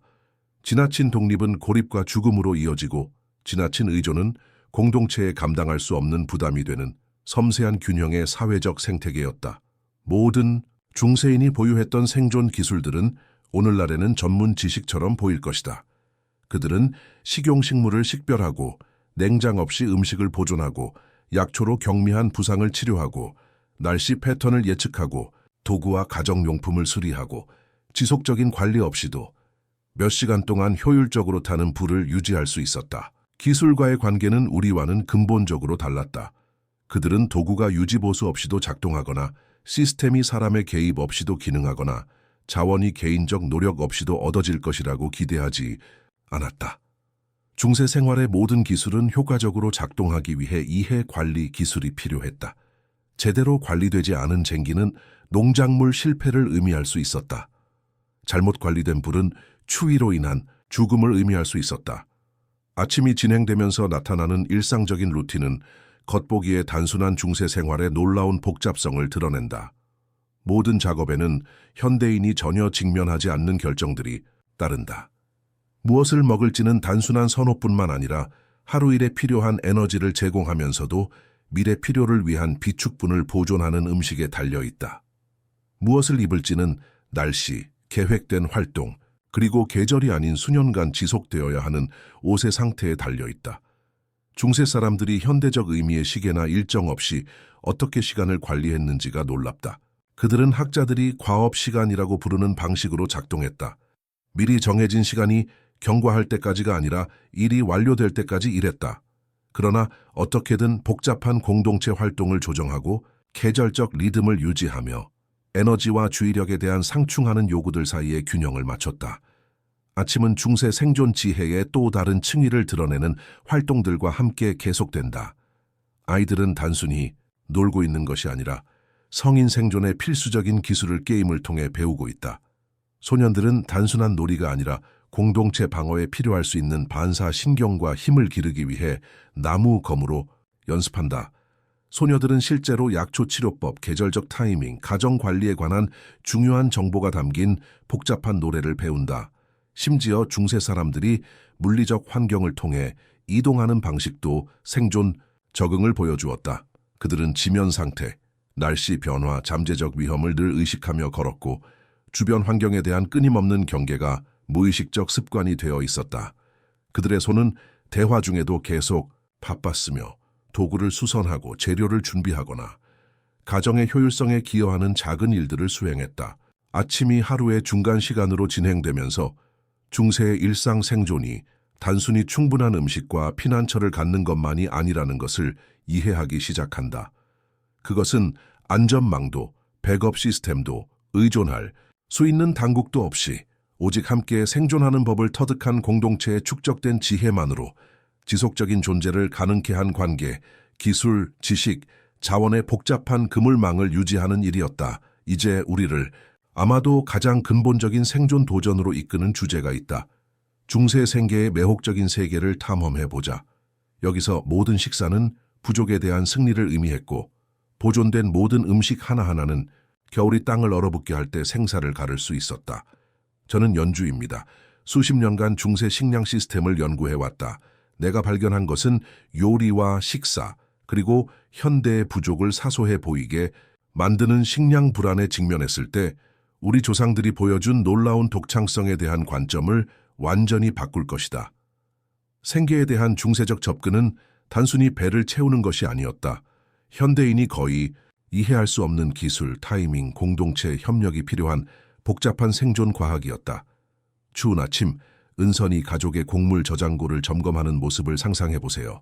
하지만 그녀는 단순히 양만 세는 것이 아닙니다. 그녀의 숙련된 손은 보리를 채로 쳐가며 수분 함량을 알려주는 질감의 미묘한 변화를 감지하고 곰팡이 생성을 경고하는 특유의 퀴퀴한 냄새를 맡으며 건강한 곡물이 내는 소리와 저장, 문제로 손상된 곡물이 내는 소리의 차이를 듣고 있습니다.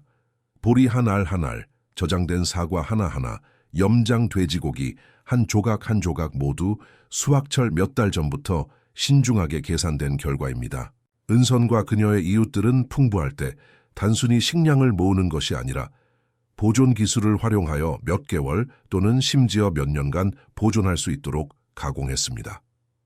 성공적인 식품 보존에 필요한 지식은 현대의 어떤 식품 과학만큼이나 복잡했지만 모든 중세 가정이 반드시 보유해야 하는 지식이었습니다. 가장 혹독한 달들을 통해 중세 공동체를 지탱했던 걸쭉한 스튜인 포타지 만들기에 사라진 기술을 은선히 보여주는 모습을 지켜보세요.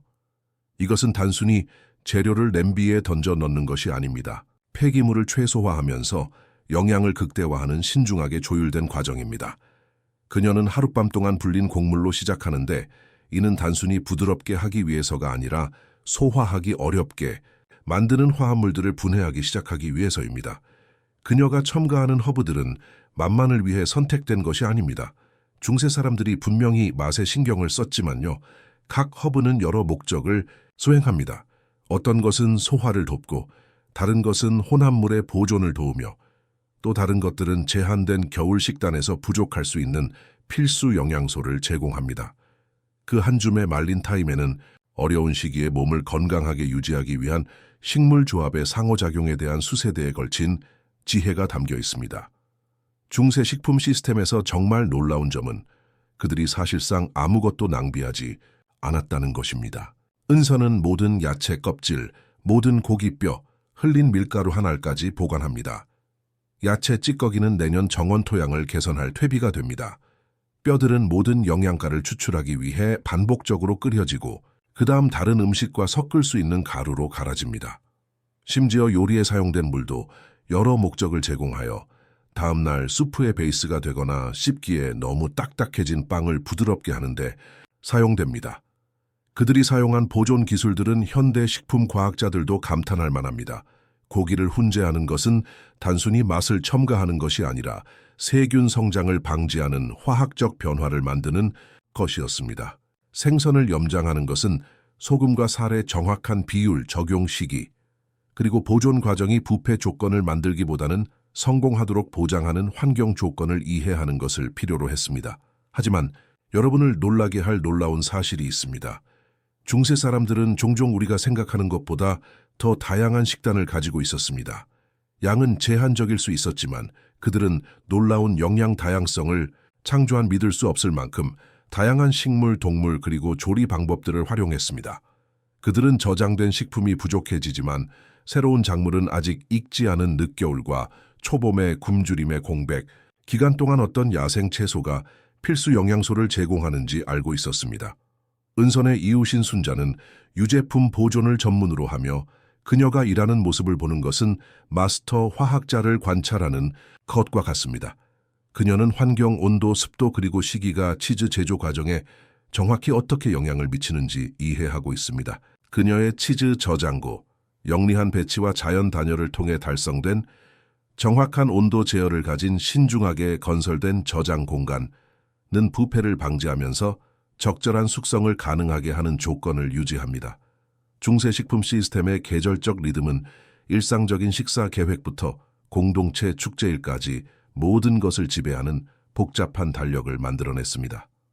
봄은 겨울 동안 고갈된 영양소를 제공하는 첫 번째 신선한 채소를 가져왔지만 동시에 줄어드는 저장품에 대한 불안과 몇 달간의 제한된 영양으로 인한 신체적 허약함을 가져왔습니다.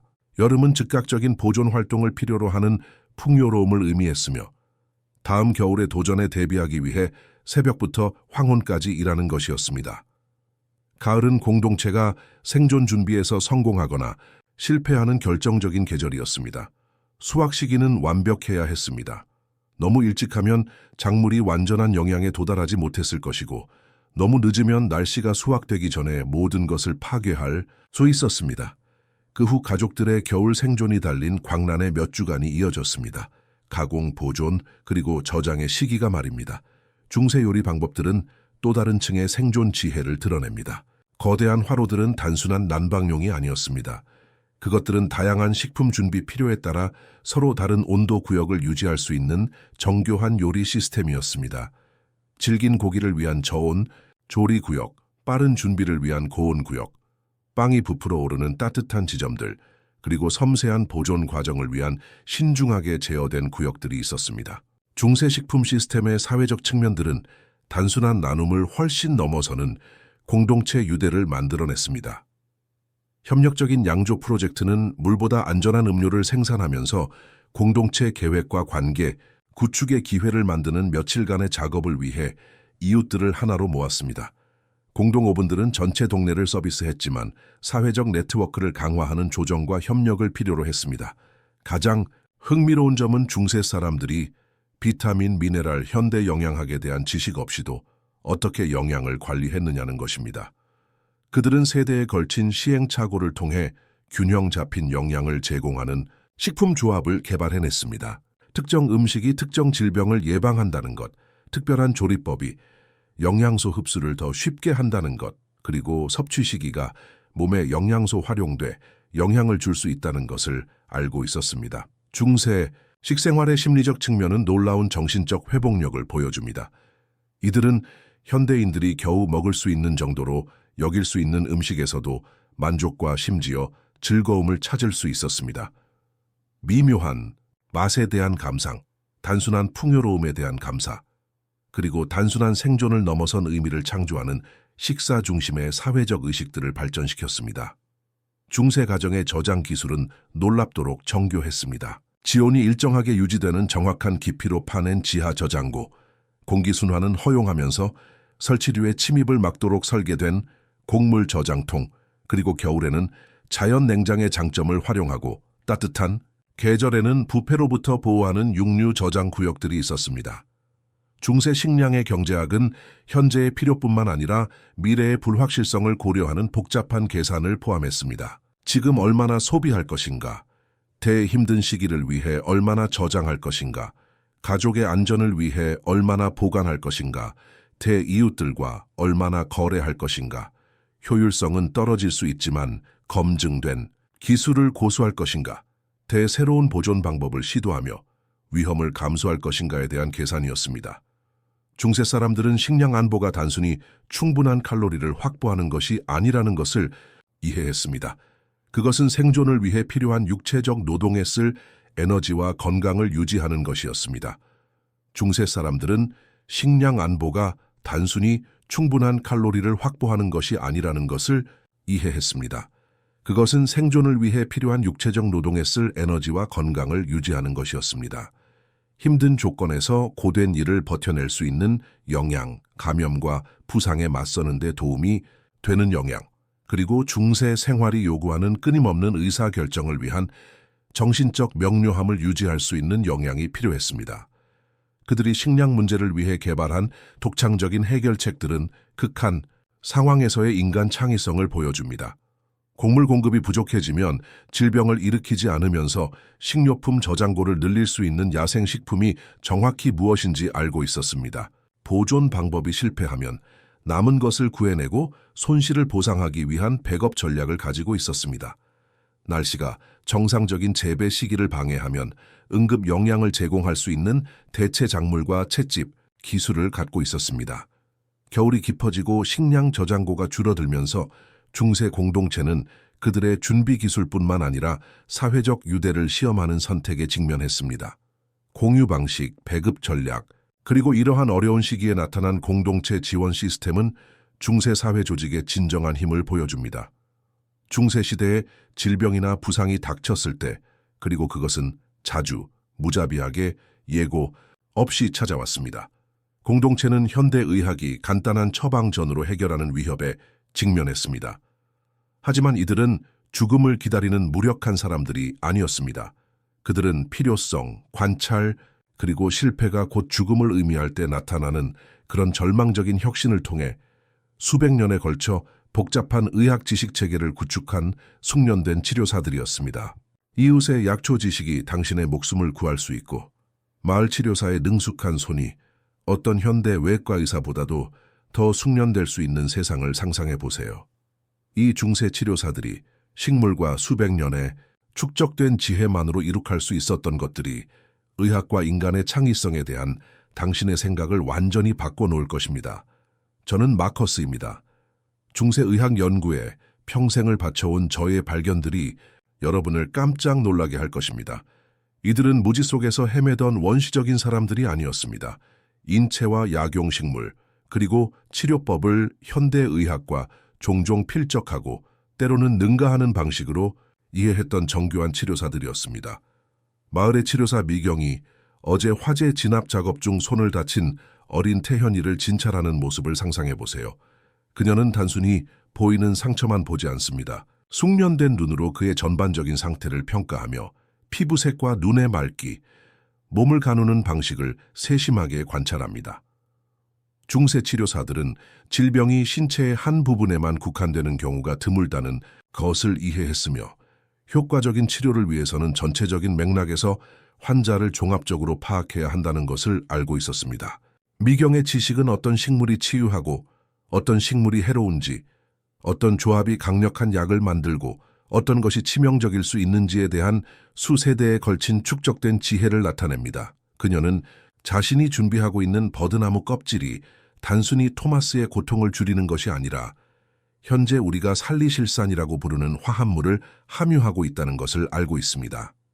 이는 아스피린의 활성 성분입니다. 하지만 놀라운 점은 그녀가 이 지식을 효과적으로 활용하기 위해 현대 화학 이론을 알 필요가 없다는 것입니다. 그녀가 약초 치료제를 준비하는 숙련된 손놀림을 지켜보세요. 모든 동작에서 수년간의 훈련을 통해 숙달된 기술이 드러납니다. 활성 화합물을 파괴하지 않으면서 방출시키는 정밀한 분쇄 기법, 독성 위험 없이 효과적인 용량을 보장하는 신중한 측정, 변질을 방지하면서 효능을 최대화하는 준비 타이밍, 이것은 추측이 아닙니다. 수세기에 걸쳐 정제된 도구와 기법을 사용한 정교한 제약 조제 과정입니다. 마가렛의 석가래에 걸린 약초들은 1년 동안의 신중한 채집, 가공, 저장 과정의 이야기를 들려줍니다. 각 다발은 식물 약효가 가장 강할 때 정확한 시점에 채집되었고 치유 특성을 보존하는 특정 조건에서 건조되었으며 오염이나 변질을 방지하는 방식으로 저장되었습니다. 중세 치료사들은 현대 제약회사들이 여전히 연구하고 있는 식물의학의 계절적 리듬을 이해했습니다. 하지만 중세의학은 약초 치료법을 훨씬 넘어섰습니다. 미경은 감염 예방에 대한 깊은 이해를 바탕으로 정교한 기법을 사용하여 토마스의 상처를 진찰합니다.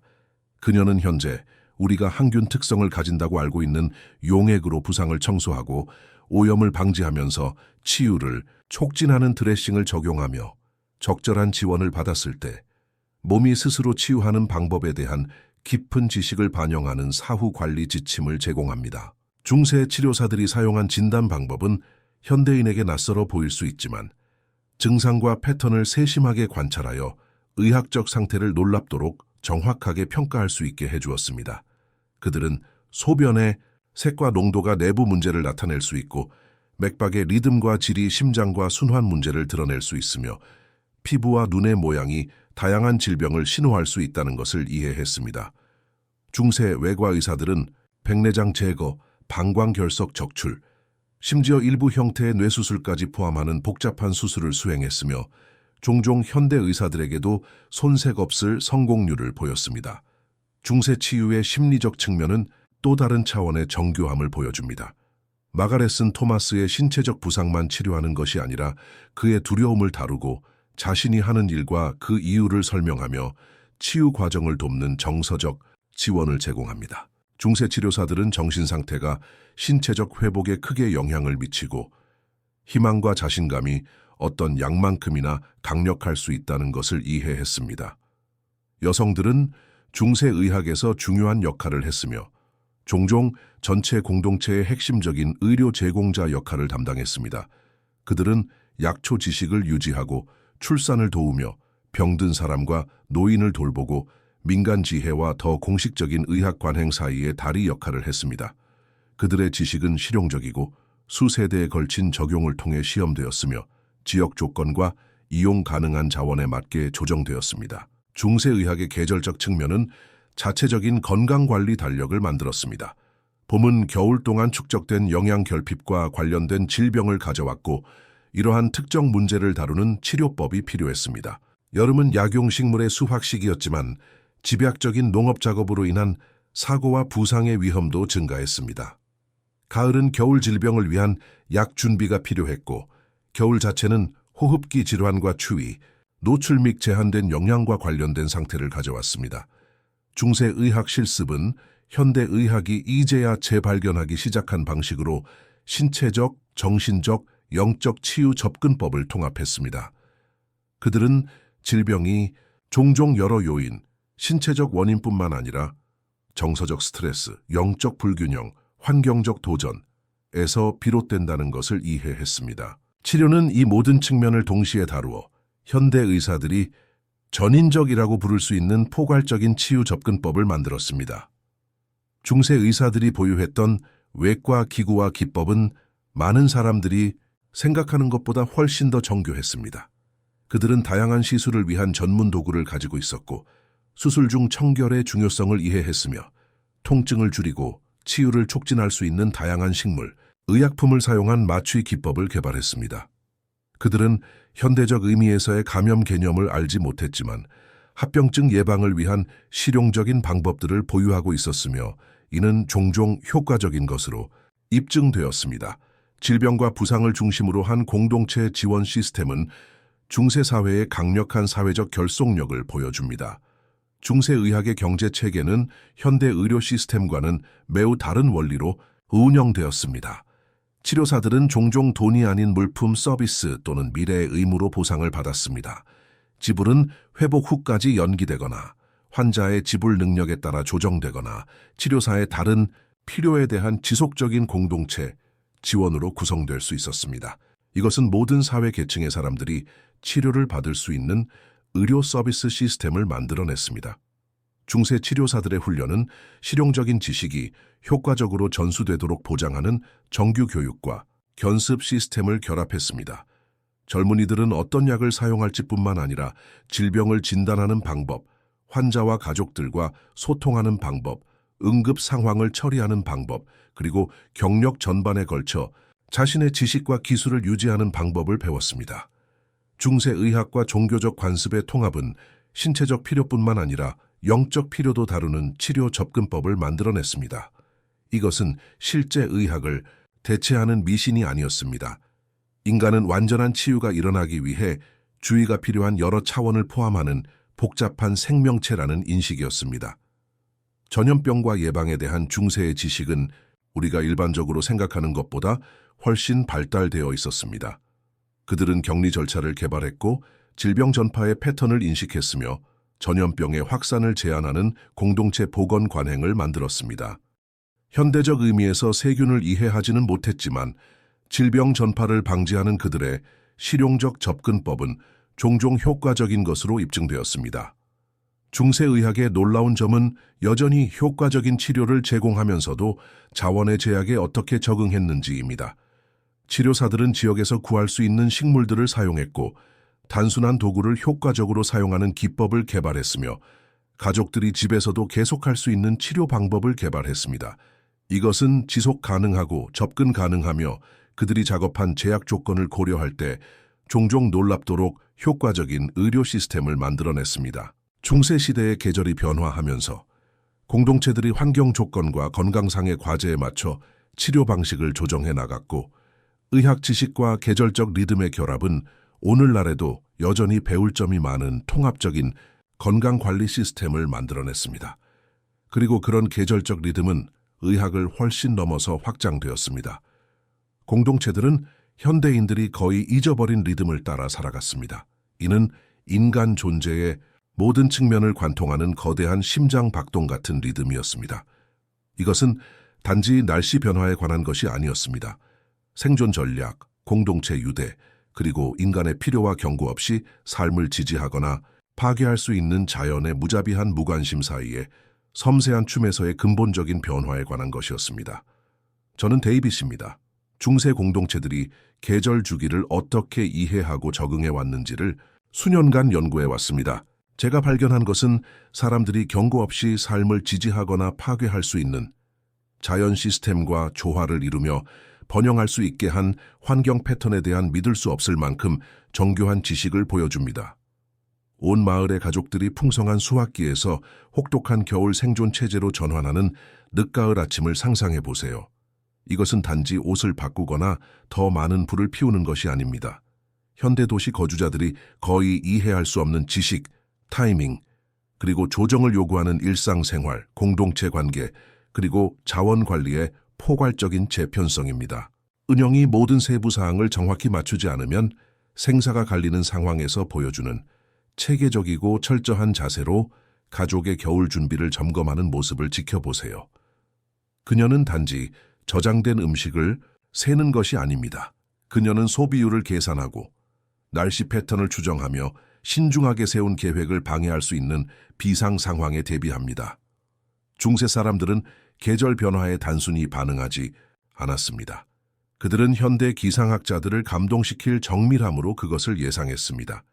은영의 집 지하에 있는 뿌리 저장고는 수개월에 걸친 세심한 계획과 정교한 건설 기술을 보여줍니다. 겨울 내내 지온이 일정하게 유지되는 정확한 깊이로 파여 있고 습기 문제를 방지하면서 단열을 제공하는 돌로 덮여 있으며 부패를 방지하는 섬세한 환경 균형을 방해하지 않고 다양한 음식에 접근할 수 있는 저장 시스템으로 조직되어 있습니다. 하지만 중세 계절 적응의 천재성은 음식 저장을 훨씬 넘어서 확장되었습니다. 가족을 위한 은영의 의복 시스템은 현대 장비로도 힘겨운 혹독한 환경에서도 사람들이 천을 유지하고 야외 작업을 계속할 수 있게 해주는 레이어링과 단열 그리고 소재 특성에 대한 깊은 이해를 보여줍니다. 각 의복은 여러 기능을 수행했으며 하루 종일 변화하는 조건에 적응할 수 있도록 설계되었습니다. 은영의 집 밖에 쌓여있는 장작더미는 단순히 아무 나무나 모은 것이 아닙니다. 각각의 연소 특성을 고려하여 신중하게 선별한 다양한 나무 종류들입니다. 밤새 오래 타는 불을 위한 참나무, 급속한 온도 변화가 필요할 때 빠른 가열을 위한 자작나무, 제한된 겨울 개월 동안 호흡기 건강에 도움이 되는 향기 특성을 위한 소나무. 중세 사람들은 화재 관리를 과학이자 예술로 이해했습니다. 중세의 계절 계획에서 저를 완전히 놀라게 하는 점은 그들이 단순히 한 계절이 아닌 훨씬 긴 주기를 내다보고 생각했다는 것입니다. 내년 농사를 위해 어떤 씨앗을 보관할지, 어떤 가축을 번식시키고 어떤 가축을 도축할지, 겨울 동안 어떤 도구를 수리할지에 대한 은영의 결정들은 모두 수년간의 기후 패턴과 공동체의 필요, 그리고 자원 확보 가능성을 종합적으로 고려한 계획을 반영합니다. 중세 계절 전환을 관리하는 사회적 달력은 앞으로 다가올 어려운 달들 동안 강화되는 공동체 유대를 만들어냅니다. 이웃들이 주요 보존 프로젝트에서 협력하는 가을 작업단, 고립적인 날씨 동안 사회적 연결을 유지하는 겨울 이야기 모임, 생존과 재생을 축하하는 봄 축제. 이것들은 단순한 오락이 아니라 공동체 생존 전략의 필수적인 구성 요소입니다. 중세의 날씨 예측, 기술은 그 정확성과 정교함으로 현대 기상학자들을 놀라게 할 것입니다. 은영과 그녀의 이웃들은 다가오는 날씨 시스템에 대한 상세한 정보를 제공하는 대기의 징후, 동물 행동 패턴, 그리고 식물의 반응을 읽습니다. 그들은 어떤 구름 형태가 특정 유형의 강수를 예측하고 어떤 바람 패턴이 기온 변화를 나타내며 어떤 동물 행동이 다가오는 폭풍을 경고하는지 알고 있습니다. 계절 전환에 대한 심리적 준비는 중세 지혜의 또 다른 층을 드러냅니다. 이 공동체들은 사람들이 가장 어려운 겨울철에도 만족과 의미를 찾을 수 있게 하는 정신적 체계를 개발했습니다. 그들은 목적과 생산성을 제공하는 실내활동 공동체 연결을 유지하는 사회적 전통, 그리고 어두운 시기에 희망과 위안을 제공하는 영적 관행을 만들어냈습니다. 이러한 심리적 준비는 단순히 개인적 차원을 넘어서 공동체 전체의 정신적 건강과 회복력을 강화하는 집단적 지혜로 발전했습니다. 농업 지식은 계절 인식을 토양 관리, 윤작, 그리고 식물 생물학에 대한 정교한 이해와 통합했습니다. 중세 농민들은 토양 온도, 수분 수준, 천체 관측 그리고 지역 미기후 조건을 포함하는 복잡한 계산을 바탕으로 다양한 작물을 언제 심어야 할지 정확히 알고 있었습니다. 그들의 삼포제는 수세기 동안 유럽 공동체를 지탱한 농업과학을 대표합니다. 겨울철 공예 활동은 단순히 시간을 때우기 위한 것이 아니었습니다. 그것은 다음 해에 필요한 도구, 의복, 생활용품을 만드는 필수적인 경제활동이었습니다. 은영과 그녀의 가족은 겨울철을 이용해 봄 파종, 여름 관리, 가을 수확에 필요한 장비를 수리하고 제작합니다. 겨울 공예 작업에 보낸 모든 시간은 미래 생존에 대한 투자를 의미합니다. 계절별 영향에 대한 중세의 이해는 1년 내내 식이 요구가 어떻게 변하는지에 대한 놀라운 지식을 보여줍니다. 은영은 가족의 식사 패턴을 단순히 이용 가능한 음식에 기반해서만 조정하는 것이 아니라 다른 계절이 인간의 몸에 어떻게 다른 요구를 가하는지 이해하며 조정합니다. 겨울 식단은 따뜻한 음식과 저장된 영양소를 강조하고 봄 식단은 정화와 재생에 집중하며 여름 식사는 신선한 풍요로움을 활용하면서 보존 활동을 위해 준비합니다. 공동체 리더십과 의사결정의 계절적 측면은 중세 통치가 어떻게 자연 주기에 적응했는지 보여줍니다. 각 계절마다 서로 다른 형태의 공동체 조율이 필요했습니다. 가을은 협력적인 수확 활동을 요구했고 겨울은 신중한 자원 관리와 갈등 해결을 필요로 했으며 봄은 조정된 파종 노력과 인프라 수리를 요청했습니다. 중세 공동체의 경제 시스템은 생산, 무역, 그리고 소비를 자연 주기와 통합하는 계절적 리듬으로 운영되었습니다. 은영이 속한 공동체는 인겨 생산물을 필수품과 교환하는 계절별 시장에 참여하며 지역적 부족에 대비한 안전망을 제공하고 지역 안정성을 강화하는 경제적 네트워크를 구축합니다. 계절 인식과 영적 및 종교적 관행의 통합은 사람들이 자연 주기 내에서 자신의 위치를 이해하는 데 도움이 되는 의미체계를 만들어냈습니다. 중세 공동체들은 자신들을 자연 시스템과 분리되어 있거나 대립하는 존재로 보지 않았습니다. 그들은 인간을 성공적인 생존을 위해 존중, 적응, 그리고 조화를 요구하는 계절적 리듬의 참여자로 이해했습니다. 계절별 이주 패턴은 중세 공동체의 정교한 계획과 적응을 요구하는 방식으로 영향을 미쳤습니다. 은영의 마을은 수확을 위해 도착하는 계절 노동자들, 계절별 무역 경로를 따르는 여행 상인들, 그리고 특정 시기에 서비스가 필요한 다양한 전문가들을 준비해야 합니다. 공동체의 기반 시설과 자원은 이렇게 예측 가능하지만 변동이 큰 계절별 인구 증감을 감당해야 했습니다. 건물, 도구, 인프라의 건설과 유지 보수는 자연적 한계 내에서 작업하면서 효율성을 극대화하는 계절적 리듬을 따랐습니다. 겨울은 바쁜 재배 시즌 동안 수행할 수 없었던 상세한 공예 작업과 수리를 위한 시간을 제공했고 좋은 날씨의 달들은 유리한 환경 조건을 요구하는 프로젝트에 집중했습니다. 중세의 계절별 연료 관리는 단순히 장작을 모으는 것을 훨씬 뛰어넘는 전문 지식과 계획이 필요했습니다. 엘레노르의 가족은 각기 다른 연료들의 연소 속도, 발열량, 연기 특성, 저장법과 준비법이 어떻게 다른지 이해하고 있습니다. 그들의 연료 공급품에는 특정 계절의 필요에 따라 신중히 선택되고 준비된 나무, 숯, 이탄, 그리고 기타 재료들이 포함됩니다. 계절 전환을 관리하는 건강관리 시스템은 중세의 공동체들이 어떻게 변화하는 환경 조건과 계절별 건강 문제에 맞춰 치료 방법을 조정했는지 보여줍니다. 계절마다 고유한 질병 패턴이 있었고 각기 다른 약초 조제가 필요했으며 공동체가 수세대에 걸친 경험을 통해 개발한 계절별 예방 전략이 필요했습니다. 겨울이 깊어지고 공동체들이 앞에 놓인 혹독한 추위에 대비하면서 가을 전환 기간 동안 강화된 사회적 유대와 문화적 관습들은 사람들을 1년 중 가장 어둡고 추운 시기를 거쳐 봄의 재생으로 이끌어줄 생존 전략의 기초가 되었습니다. 이러한 계절 순환 속에서 중세 공동체들이 살았는데 그들은 우리가 잊어버린 무언가를 이해하고 있었습니다. 겨울 바람이 불 때 개인의 힘은 아무것도 아니지만 집단의 지혜는 거의 모든 도전을 정복할 수 있다는 것을. 이들은 단순히 서로 근처에 살고 있는 이웃이 아니었습니다. 그들은 강철보다 강하고 어떤 현대 기관보다도 신뢰할 수 있는 관계로 묶인 인간 생존 네트워크였습니다. 당신의 생존이 말 그대로 사회적 유대의 강도에 달려있고 고립이 죽음을 의미하고 협력이 생명을 의미하는 공동체를 상상해 보세요.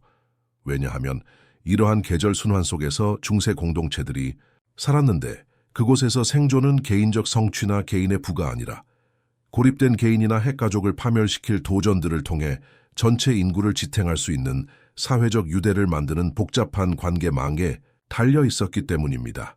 저는 윌리엄입니다. 그리고 저는 중세 사회 구조를 연구하며 평생을 보냈으며 이러한 공동체의 인간관계에 대해 발견한 것은 협력, 충성심, 그리고 공유된 필요와 상호 의존을 통해 형성된 사회적 유대의 놀라운 힘에 대한 당신의 이해를 근본적으로 바꿀 것입니다. 이 추운 겨울 아침 방앗간지기 가족의 집을 상상해 보세요. 하지만 여기서 가족은 오늘날 우리가 생각하는 고립된 핵가족과는 전혀 다른 개념입니다. 방앗간지기 윌리엄의 거주지에는 그의 아내와 아이들뿐만 아니라 그의 노부모, 미혼인 여동생, 그의 기술을 배우고 있는 2명의 견습생, 어린아이들이 있는 과부인 사촌, 그리고 때때로 임시 피난처가 필요한 친척들까지 살고 있습니다. 이것은 단순한 과밀이 아니라 인원수와 다양한 기술을 통해 안정성을 구축하는 정교한 사회 조직입니다. 이 확장된 가정 네트워크를 통해 책임이 어떻게 흘러가는지 지켜보세요. 윌리엄의 아내 마가렛은 단순히 요리와 육아만 담당하는 것이 아니라 서로 다른 필요와 기술, 의무를 가진 여러 성인들 사이에 복잡한 관계를 조율합니다. 그녀는 본질적으로 작은 공동체 센터를 운영하고 있으며 갈등을 조정하고 작업 일정을 조직하고 모든 사람이 각자의 능력에 따라 기여하면서 각자의 필요에 따라 보살핌을 받을 수 있도록 보장합니다. 윌리엄의 아이들과 그들의 가정 내 다양한 성인들 사이의 관계는 젊은 사람들을 지식, 지도, 보호의 다양한 원천으로 둘러싸는 교육 시스템을 만듭니다. 각 아이는 부모뿐만 아니라 역사의 기억을 간직한 조부모, 다른 관점을 제공하는 미혼 친척들, 그리고 경제적 독립의 길을 보여주는 견습생들로부터도 배웁니다. 하지만 중세 사회 조직에 대해 당신을 완전히 놀라게 할 것이 있습니다. 의무와 지원 시스템이 개별 가정을 훨씬 넘어서 확장되었다는 것입니다. 윌리엄의 다른 마을 가족들과의 관계는 상상할 수 있는 모든 재난에 대한 포괄적인 보험 정책처럼 기능하는 상호 부조의 네트워크를 만듭니다. 빵집 가족이 화재로 집을 잃었을 때 윌리엄은 단순히 노동력과 재료를 제공한 것이 아니라 위기 시 자신의 가족에게도 같은 지원을 보장받는 사회적 계약에 참여한 것입니다. 방앗간지기로서 윌리엄의 일을 관리하는 길드 시스템은 중세 공동체들이 어떻게 품질 기준과 훈련 시스템을 유지하면서 경제적 안전을 제공하는 전문적 관계를 만들었는지 보여줍니다. 동료 방앗간지기들은 단순한 경쟁자가 아니라 기술 지식을 공유하고 장비 고장 시 서로 도우며 파괴적 경쟁을 방지하기 위해 가격을 조율하고 공동체의 필수 서비스가 지속 제공되도록 보장하는 형제단의 구성원들입니다. 중세 결혼은 지원 네트워크를 가족 계보를 넘어 확장하고 여러 공동체에 걸쳐 있을 수 있는 연결을 만드는 전략적 동맹 구축을 나타냅니다. 윌리엄의 큰딸이 이웃마을 대장장이의 아들과 결혼할 때 그녀는 단순히 개인적 행복을 추구하는 것이 아니라 양쪽 대가족에게 수세대에 걸쳐 도움이 될 경제적 파트너십과 정치적 연결, 상호, 부조 협정을 구축하고 있습니다. 중세 사회적 유대의 흥미로운 점은 그들이 어떻게 개인적 정체성과 집단적 책임의 균형을 맞췄는지입니다.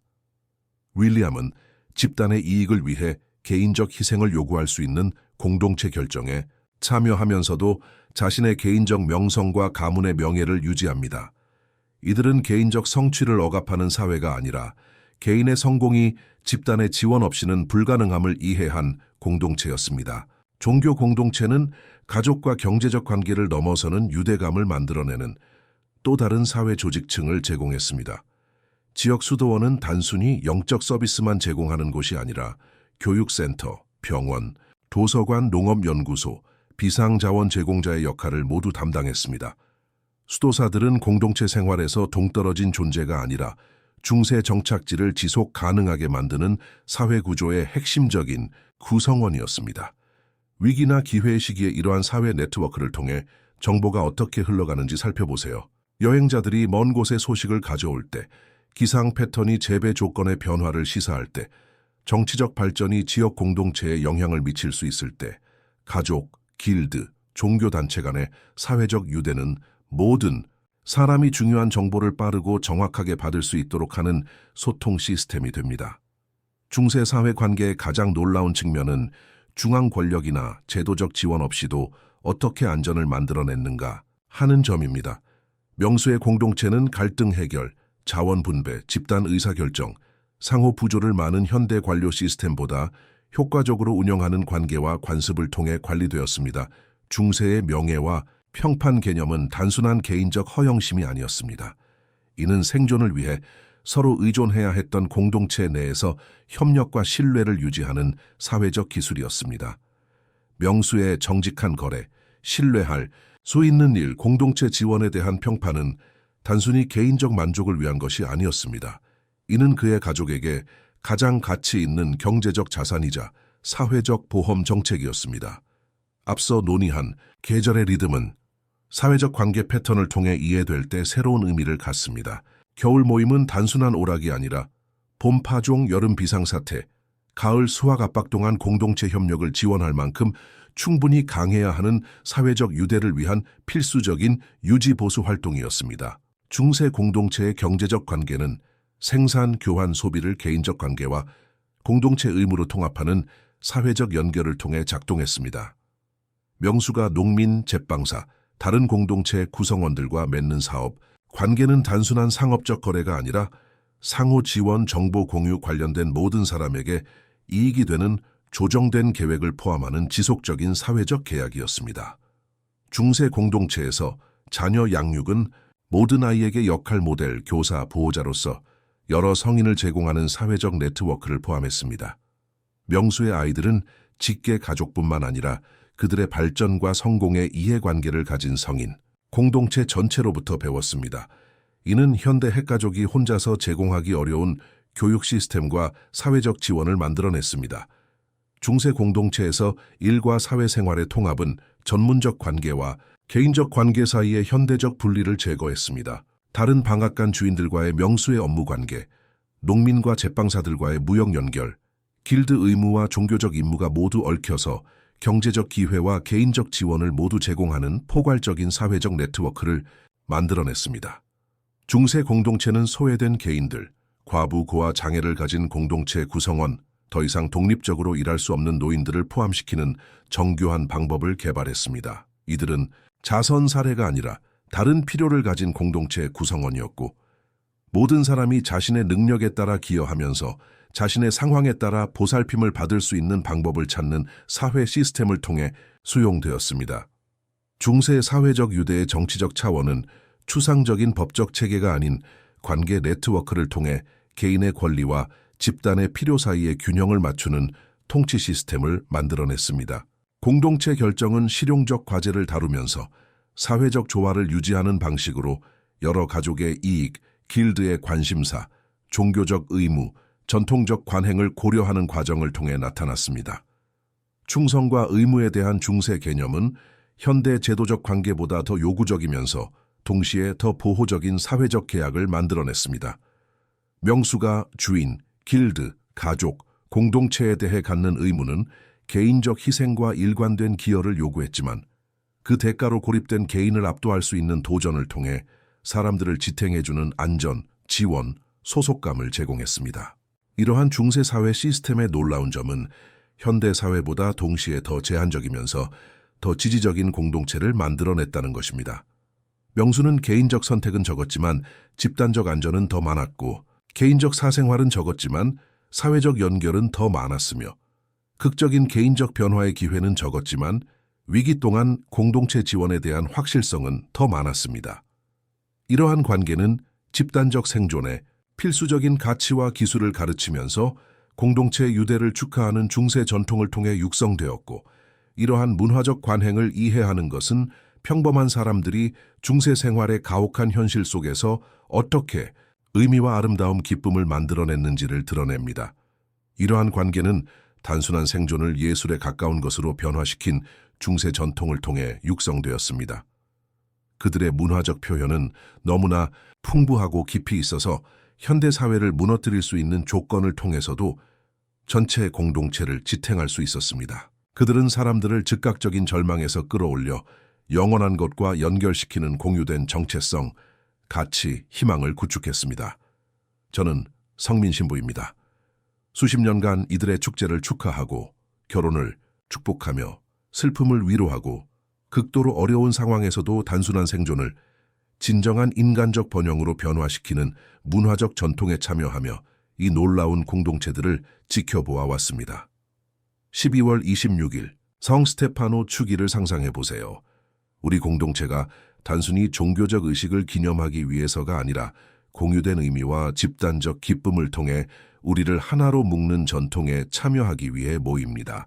젊은 준우가 마을을 지나며 와셀링 행렬을 이끌고 풍요로움과 축복, 그리고 다가오는 해의 번영을 기원하는 공동체의 소망을 상징하는 향신료 맥주로 장식된 그릇을 들고 가는 모습을 지켜보세요.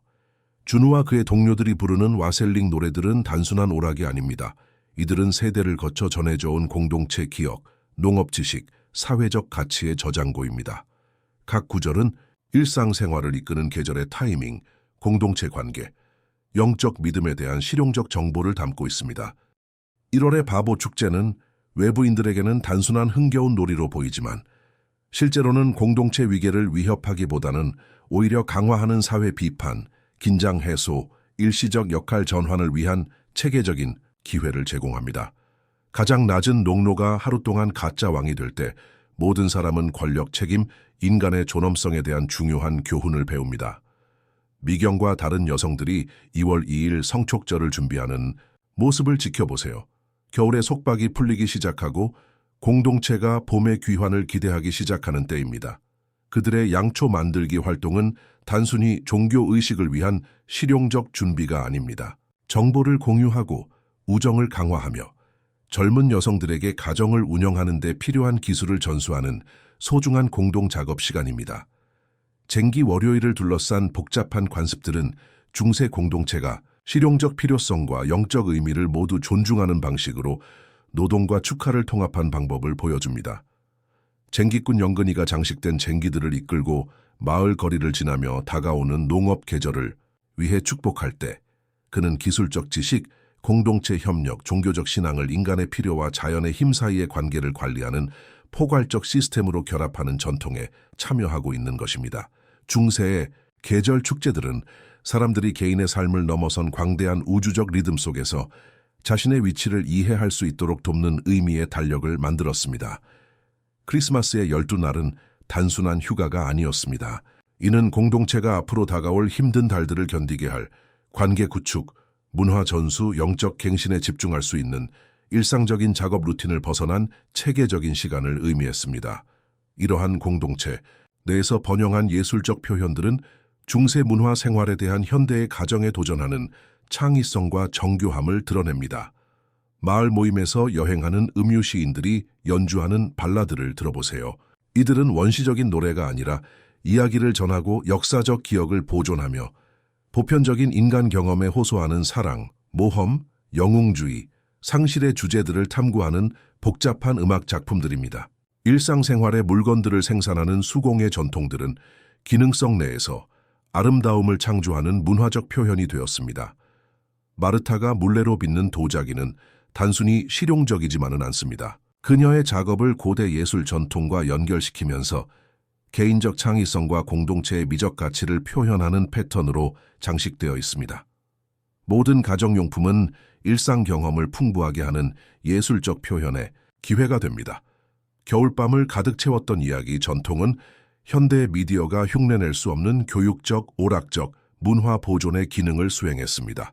늙은 태현 할아버지가 영웅적인 기사들, 영리한 농부들 마법적 변신, 그리고 도덕적 교훈에 대한 이야기를 들려줄 때 그는 단순히 시간을 때우는 것이 아니었습니다. 가치를 가르치고 문화적 기억을 보존하며 공통된 이야기와 상징을 통해 공동체 구성원들을 하나로 묶는 공유된 상상의 경험을 만들어내고 있었던 것입니다. 중세의 춤 전통은 신체적 움직임이 어떻게 사회적 유대를 강화하면서 정서적, 신체적 에너지를 위한 건전한 출구를 제공하는 문화적 표현이 되었는지를 보여줍니다. 수학축제 동안 공연된 원문은 모든 연령과 사회 계층이 참여할 수 있는 기회를 만들어내면서 조화로운 움직임과 공유된 리듬을 통해 공동체 결속을 강화했습니다. 주요 축일 동안 공연된 종교 드라마는 중세 공동체들이 어떻게 생생한 이야기, 정교한 의상, 그리고 공동체 참여를 통해 추상적인 영적 개념을 쉽게 이해할 수 있도록 만드는 연극적 경험을 창조했는지를 보여줍니다. 이러한 신비극들은 단순한 오락이 아니었습니다. 예술적 협력과 문화적 표현의 기회를 제공하면서 종교적 교리를 가르치는 교육적 도구였습니다. 주요 축일을 둘러싼 음식 전통은 중세 공동체들이 어떻게 축제와 금식의 순환을 사용하여 의미를 창조하고 기대감을 조성하며 공동체 생활의 중요한 전환점을 표시했는지를 보여줍니다. 몇 주간의 사순절 금욕을 따른 후에 부활절 일요일을 위한 정교한 준비는 희생과 풍요의 공유된 경험을 창조하여 협력적 축제를 통해 사회적 유대를 강화하면서 영적 가치를 재확인했습니다. 결혼 축하와 관련된 혼례 관습은 개인적 관계가 어떻게 개인의 행복을 존중하면서도 사회적 가치와 집단적 의무를 강화하는 공동체 문화적 표현에 통합되었는지를 보여줍니다. 결혼식 축제는 며칠간 지속될 수 있는 축하의 전체 공동체를 참여시켜 결혼 생활 전반에 걸쳐 새로운 가족을 지원할 공유된 기억과 강화된 관계를 만들어냈습니다. 중세의 장례 전통은 공동체들이 어떻게 슬픔을 처리하고 고인을 기리며 과거와 현재 세대 간의 연결을 유지하기 위해 문화적 관행을 사용했는지를 보여줍니다. 죽음과 매장을 둘러싼 정교한 관습들은 단순한 종교적 의무가 아니었습니다. 문화적 연속성과 사회적 안정성을 보존하면서 모든 사람이 상실에 대처할 수 있도록 돕는 공동체 치유 과정이었습니다. 농업 전환기를 표시한 계절 전통은 중세 공동체들이 어떻게 물리적 생존을 지탱하는 실용적 활동 주변에 문화적 의미를 창조했는지를 보여줍니다. 수확축제는 필요한 노동을 축하받는 공동체의 성취로 승화시켰고, 봄씨 뿌리기 의식은 집단적 노력과 공유된 책임을 고취하는 영적 의미로 필수적 활동을 축복했습니다. 길드 전통은 직업적 정체성을 구축하고 노동자들 간의 사회적 결속을 형성하면서 기술적 기량을 존중하는 전문적 문화적 표현을 창조했습니다. 도제의 수료를 둘러싼 정교한 의식, 다양한 직업에 특화된 수호성인 축하 그리고 길드 감독을 통해 유지된 전문적 기준은 모두 노동을 단순한 경제적 활동을 넘어선 것으로 승화시키는 문화적 시스템에 기여했습니다. 역사 기록에서 종종 간과되는 여성들의 문화적 전통은 특별히 여성적 경험과 관심사를 다루는 평행한 의미와 표현의 시스템을 창조했습니다. 출산을 둘러싼 축복 의식, 직물 생산의 협력적 전통, 그리고 건강, 육아, 가사 관리에 대한 지식 공유의 비공식적 네트워크는 가정 영역 내에서 풍부한 문화적 삶을 창조했습니다. 문화적 관행과 계절 리듬의 통합은 중세인들이 더 큰 우주적 의미의 패턴 내에서 자신들의 삶을 이해할 수 있도록 돕는 포괄적 의미 시스템을 창조했습니다. 모든 전통은 개인적 경험을 공동체 가치, 자연순환, 그리고 영적 믿음과 연결시켜 가장 도전적인 상황에서도 일관성과 목적을 창조하는 방식으로 이루어졌습니다. 이러한 문화적 표현들은 힘든 삶에 대한 장식적 부가물이 아니었습니다. 현대인들이 생존을 상상하기도 어려운 조건에서도 진정한 인간적 공동체를 가능하게 만드는 의미를 창조하고 관계를 구축하며 희망을 유지하기 위한 필수적 기술이었습니다. 그리고 이제 우리가 이 중세 세계를 떠날 준비를 하면서 이 놀라운 사람들이 성취한 것과 회복력, 공동체, 그리고 인간 정신의 지속적 힘에 대해 그들이 우리에게 가르칠 수 있는 것을 고려하면서 우리는 우리 자신의 시대에 직면한 도전들에 직접적으로 말하는 교훈들을 발견하게 됩니다. 이 가혹하면서도 놀랍도록 회복력 있는 공동체들을 통한 우리의 여행이 끝에 가까워지면서 우리는 7세기를 넘나들며 우리의 현대적 마음을 사로잡고 우리를 깨우는 교훈들과 마주하게 됩니다. 여러분은 오늘 밤 중세 공동체들이 오늘날 우리가 경험하는 것보다 훨씬 더 혹독한 겨울을 어떻게 생존했는지 이해하려고 이곳에 오셨습니다. 그리고 훨씬 더 심오한 것을 발견하셨습니다. 이것들은 단순한 역사적 호기심이 아닙니다. 생존 청사진, 지혜, 코드, 그리고 모든 것이 여러분의 다음 결정에 달려 있을 때 진정으로 인간이 된다는 것이 무엇을 의미하는지에 대한 심오한 진실입니다. 우리가 함께 만나온 중세 사람들은 암흑시대를 비틀거리며 걸어간 원시적인 조상들이 아니었습니다. 그들은 우리가 상상하기 힘든 도전을 극복한 정교한 생존자들이었습니다. 저는 살아이고 이 탐험을 함께 마무리하면서 우리의 가장 진보한 기술과 정교한 시스템도 겸손해질 만한 도전에 직면했던 중세 사람들의 일상에 깃든 심오한 지혜에 깊은 인상을 받았습니다. 그들이 성취한 것, 단순히 생존하는 것이 아니라 번영하고 아름다움을 창조하고 지속적인 공동체를 건설하고 우리 기준으로는 잔혹했던 삶에서 의미를 찾은 것, 편안한 현대 세계가 절실히 재발견해야 할 통찰을 제공합니다. 우리가 이 중세 마을에서 함께 목격한 것을 생각해 보세요. 우리는 생존이 개인의 성취가 아니라 현대 사회가 대부분 잊어버린 협력, 지혜, 상호 지원을 필요로 하는 집단적 예술 형태라는 것을 이해한 공동체들을 보았습니다.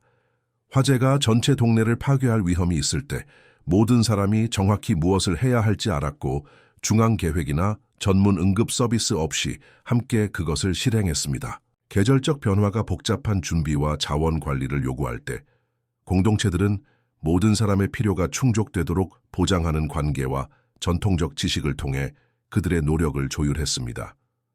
이 중세 사람들은 우리가 편의와 편안함을 위해 포기한 기술들을 보유하고 있었습니다. 그들은 구름 형태와 동물 행동에서 날씨 패턴을 읽을 수 있었고 냉장 없이 음식을 보존하고 밤새 효율적으로 타는 불을 유지하고 지역에서 구할 수 있는 식물로 상처와 질병을 치료하고 현대의 통신 시스템 없이 복잡한 공동체 활동을 조율할 수 있었습니다. 그들은 자신의 환경을 깊이 이해했고 자연의 힘에 맞서기보다는 함께 작업했습니다. 그러나 아마도 가장 주목할 만한 것은 그들이 개인의 존엄성이나 공동체 결속을 희생하지 않으면서도 안전과 의미를 제공하는 사회 시스템을 만들었다는 것입니다. 중세 길드들은 품질 기준을 유지하면서 노동자들을 보호했습니다. 확장된 가족 네트워크는 누구도 혼자서 위기에 직면하지 않도록 보장하는 지원 시스템을 제공했습니다. 종교 공동체는 실용적인 공동체 필요를 섬기면서 영적 지도를 제공했습니다. 결혼은 개인적 관계를 존중하면서 가족을 강화하는 전략적 동맹을 만들어냈습니다. 중세 생활을 지배한 계절적 인식은 항상 켜져 있고 기후가 조절되는 현대의 삶이 흐려놓은 자연의 리듬에 대한 지혜를 보여줍니다. 이 사람들은 다른 시기에는 다른 전략이 필요하다는 것을, 풍요와 부족 모두가 교훈을 담고 있다는 것을, 준비와 적응은 주의, 계획, 공동체 협력을 필요로 하는 지속적인 과정이라는 것을 이해했습니다. 그들은 자연의 순환에 맞서 싸우기보다는 그 흐름에 맞춰 살아갔습니다. 중세 문화적 전통들은 생존을 예술에 가까운 것으로 변화시키는 의미체계를 만들었습니다. 그들의 축제는 단순한 오락이 아니라 필수적인 지식을 보존하면서 사회적 유대를 강화하는 공동체 건설 활동이었습니다. 그들의 공예는 단순히 기능적인 것이 아니라 일상 경험을 풍요롭게 하는 창의성과 아름다움의 표현이었습니다. 그들의 이야기는 단순한 오락이 아니라 가치를 전달하고 기억을 보존하고 개인의 삶을 더 큰 목적에 연결하는 보편적 주제를 탐구하는 수단이었습니다. 현대 사회를 파괴시킬 수 있는 도전 앞에서 이러한 공동체들이 보여준 회복력은 인간의 적응력과 힘에 대한 심오한 교훈을 제공합니다. 그들은 작물을 파괴하는 기후 재해, 무역을 방해하는 정치적 격변, 인구의 상당 부분을 죽이는 전염병, 현대 금융 시스템을 붕괴시킬 수 있는 경제적 불안정 속에서 생존하고 때로는 번영했습니다. 그들은 우수한 기술이 아니라 우수한 공동체 조직과 문화적 지혜를 통해 이것을 해냈습니다. 불확실성과의 그들의 관계는 제약 내에서 가능성을 최대화하면서 한계를 받아들이는 것에 대해 중요한 것을 가르쳐줍니다. 중세 사람들은 현대인들이 거의 상상할 수 없는 위험과 불확실성과 함께 살았지만 단순한 생존뿐만 아니라 진정한 만족과 의미를 가능하게 하는 정신적 프레임워크를 개발했습니다. 그들은 환경을 통제하는 것이 아니라 공동체와 자신들의 힘들게 얻은 능력을 신뢰하는 것에서 안전을 찾았습니다. 중세사회에서 일, 가족, 공동체, 영적 삶의 통합은 현대에 구획화된 존재가 달성하기 어려워하는 완전함을 만들어냈습니다. 그들의 경제 활동은 개인적 관계를 구축하면서 공동체 필요를 섬겼습니다. 그들의 가족 구조는 안전과 교육을 모두 제공했습니다. 그들의 종교적 관습은 영적 지도와 실용적인 공동체 서비스를 모두 제공했습니다. 그들의 계절적 축하는 자연 주기와 문화적 가치를 모두 존중했습니다. 아마도 가장 중요한 것은 중세, 공동체들이 우리가 잊어버린 것을 이해했다는 것입니다.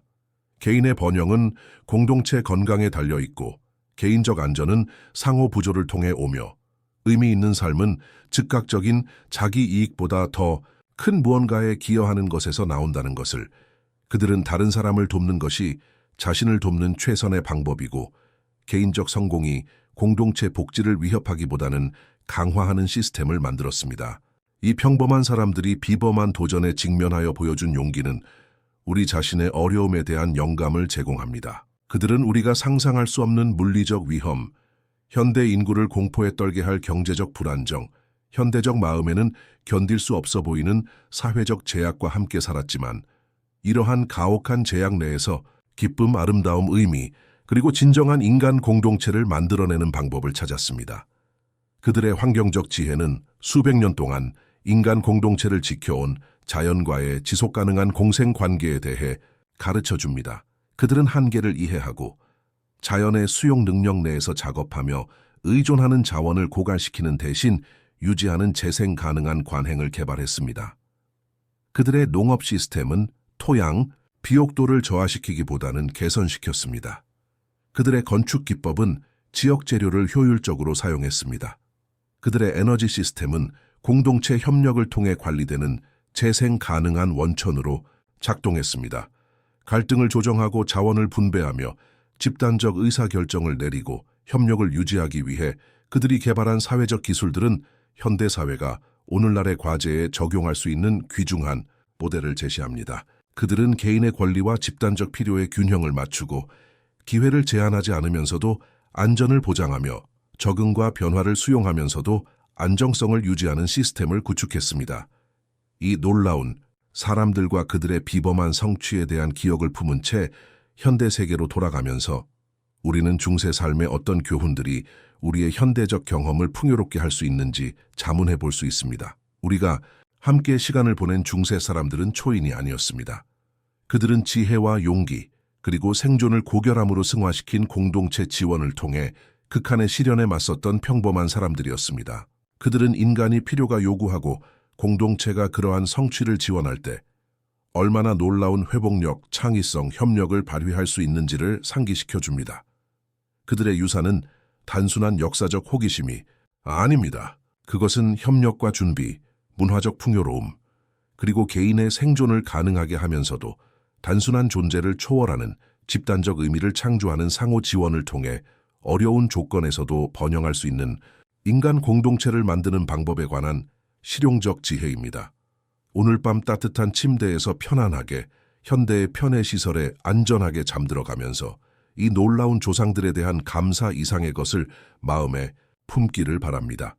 당신은 우리의 가장 진보된 응급 시스템도 도전할 만한 조건에서 사람들이 어떻게 생존했는지 우수한 기술이 아니라 함께라면 어떤 폭풍도 마주할 수 있는 강한 유대를 통해서 목격했습니다. 다음에 당신 자신의 삶에서 불확실성에 직면하게 될 때 우리가 탐험한 중세 공동체들을 기억하세요. 그들의 지혜는 간단한 진실 속에 살아 있습니다. 준비가 공포를 물리친다는 것, 생존이 협력에 달려있을 때 이웃이 가족이 된다는 것, 가장 견고한 안전망은 당신이 소유한 것이 아니라 모든 것이 무너질 때 의지할 수 있는 사람들로부터 나온다는 것입니다. 그들의 힘은 당신 안에 살아있고 그들의 지혜는 당신을 인도하는 데 여전히 사용할 수 있으며 그들의 모범은 우리 모두가 평상시 감히 상상하는 것보다 훨씬 더 많은 것을 할 수 있다는 것을 상기시켜 줍니다. 중세 세계를 통한 이 여행이 당신 안에 무언가를 일깨웠다면 인간의 회복력에 대한 호기심이든 더 깊은 공동체에 대한 갈망이든 혹은 포기를 거부할 때 평범한 사람들이 성취할 수 있는 것에 대한 경이로움이든 그렇다면 당신은 이 중세 생존자들이 줄 수 있는 가장 큰 선물을 받은 것입니다. 세기를 가로질러 우리를 연결하는 용기와 공동체 정신의 아름다운 꿈을 꾸며 평범한 인간의 마음이 하나로 뛸 때 그 안에 깃든 비범한 힘을 더욱 명확하게 깨달으며 내일 새벽을 맞이하기를 바랍니다.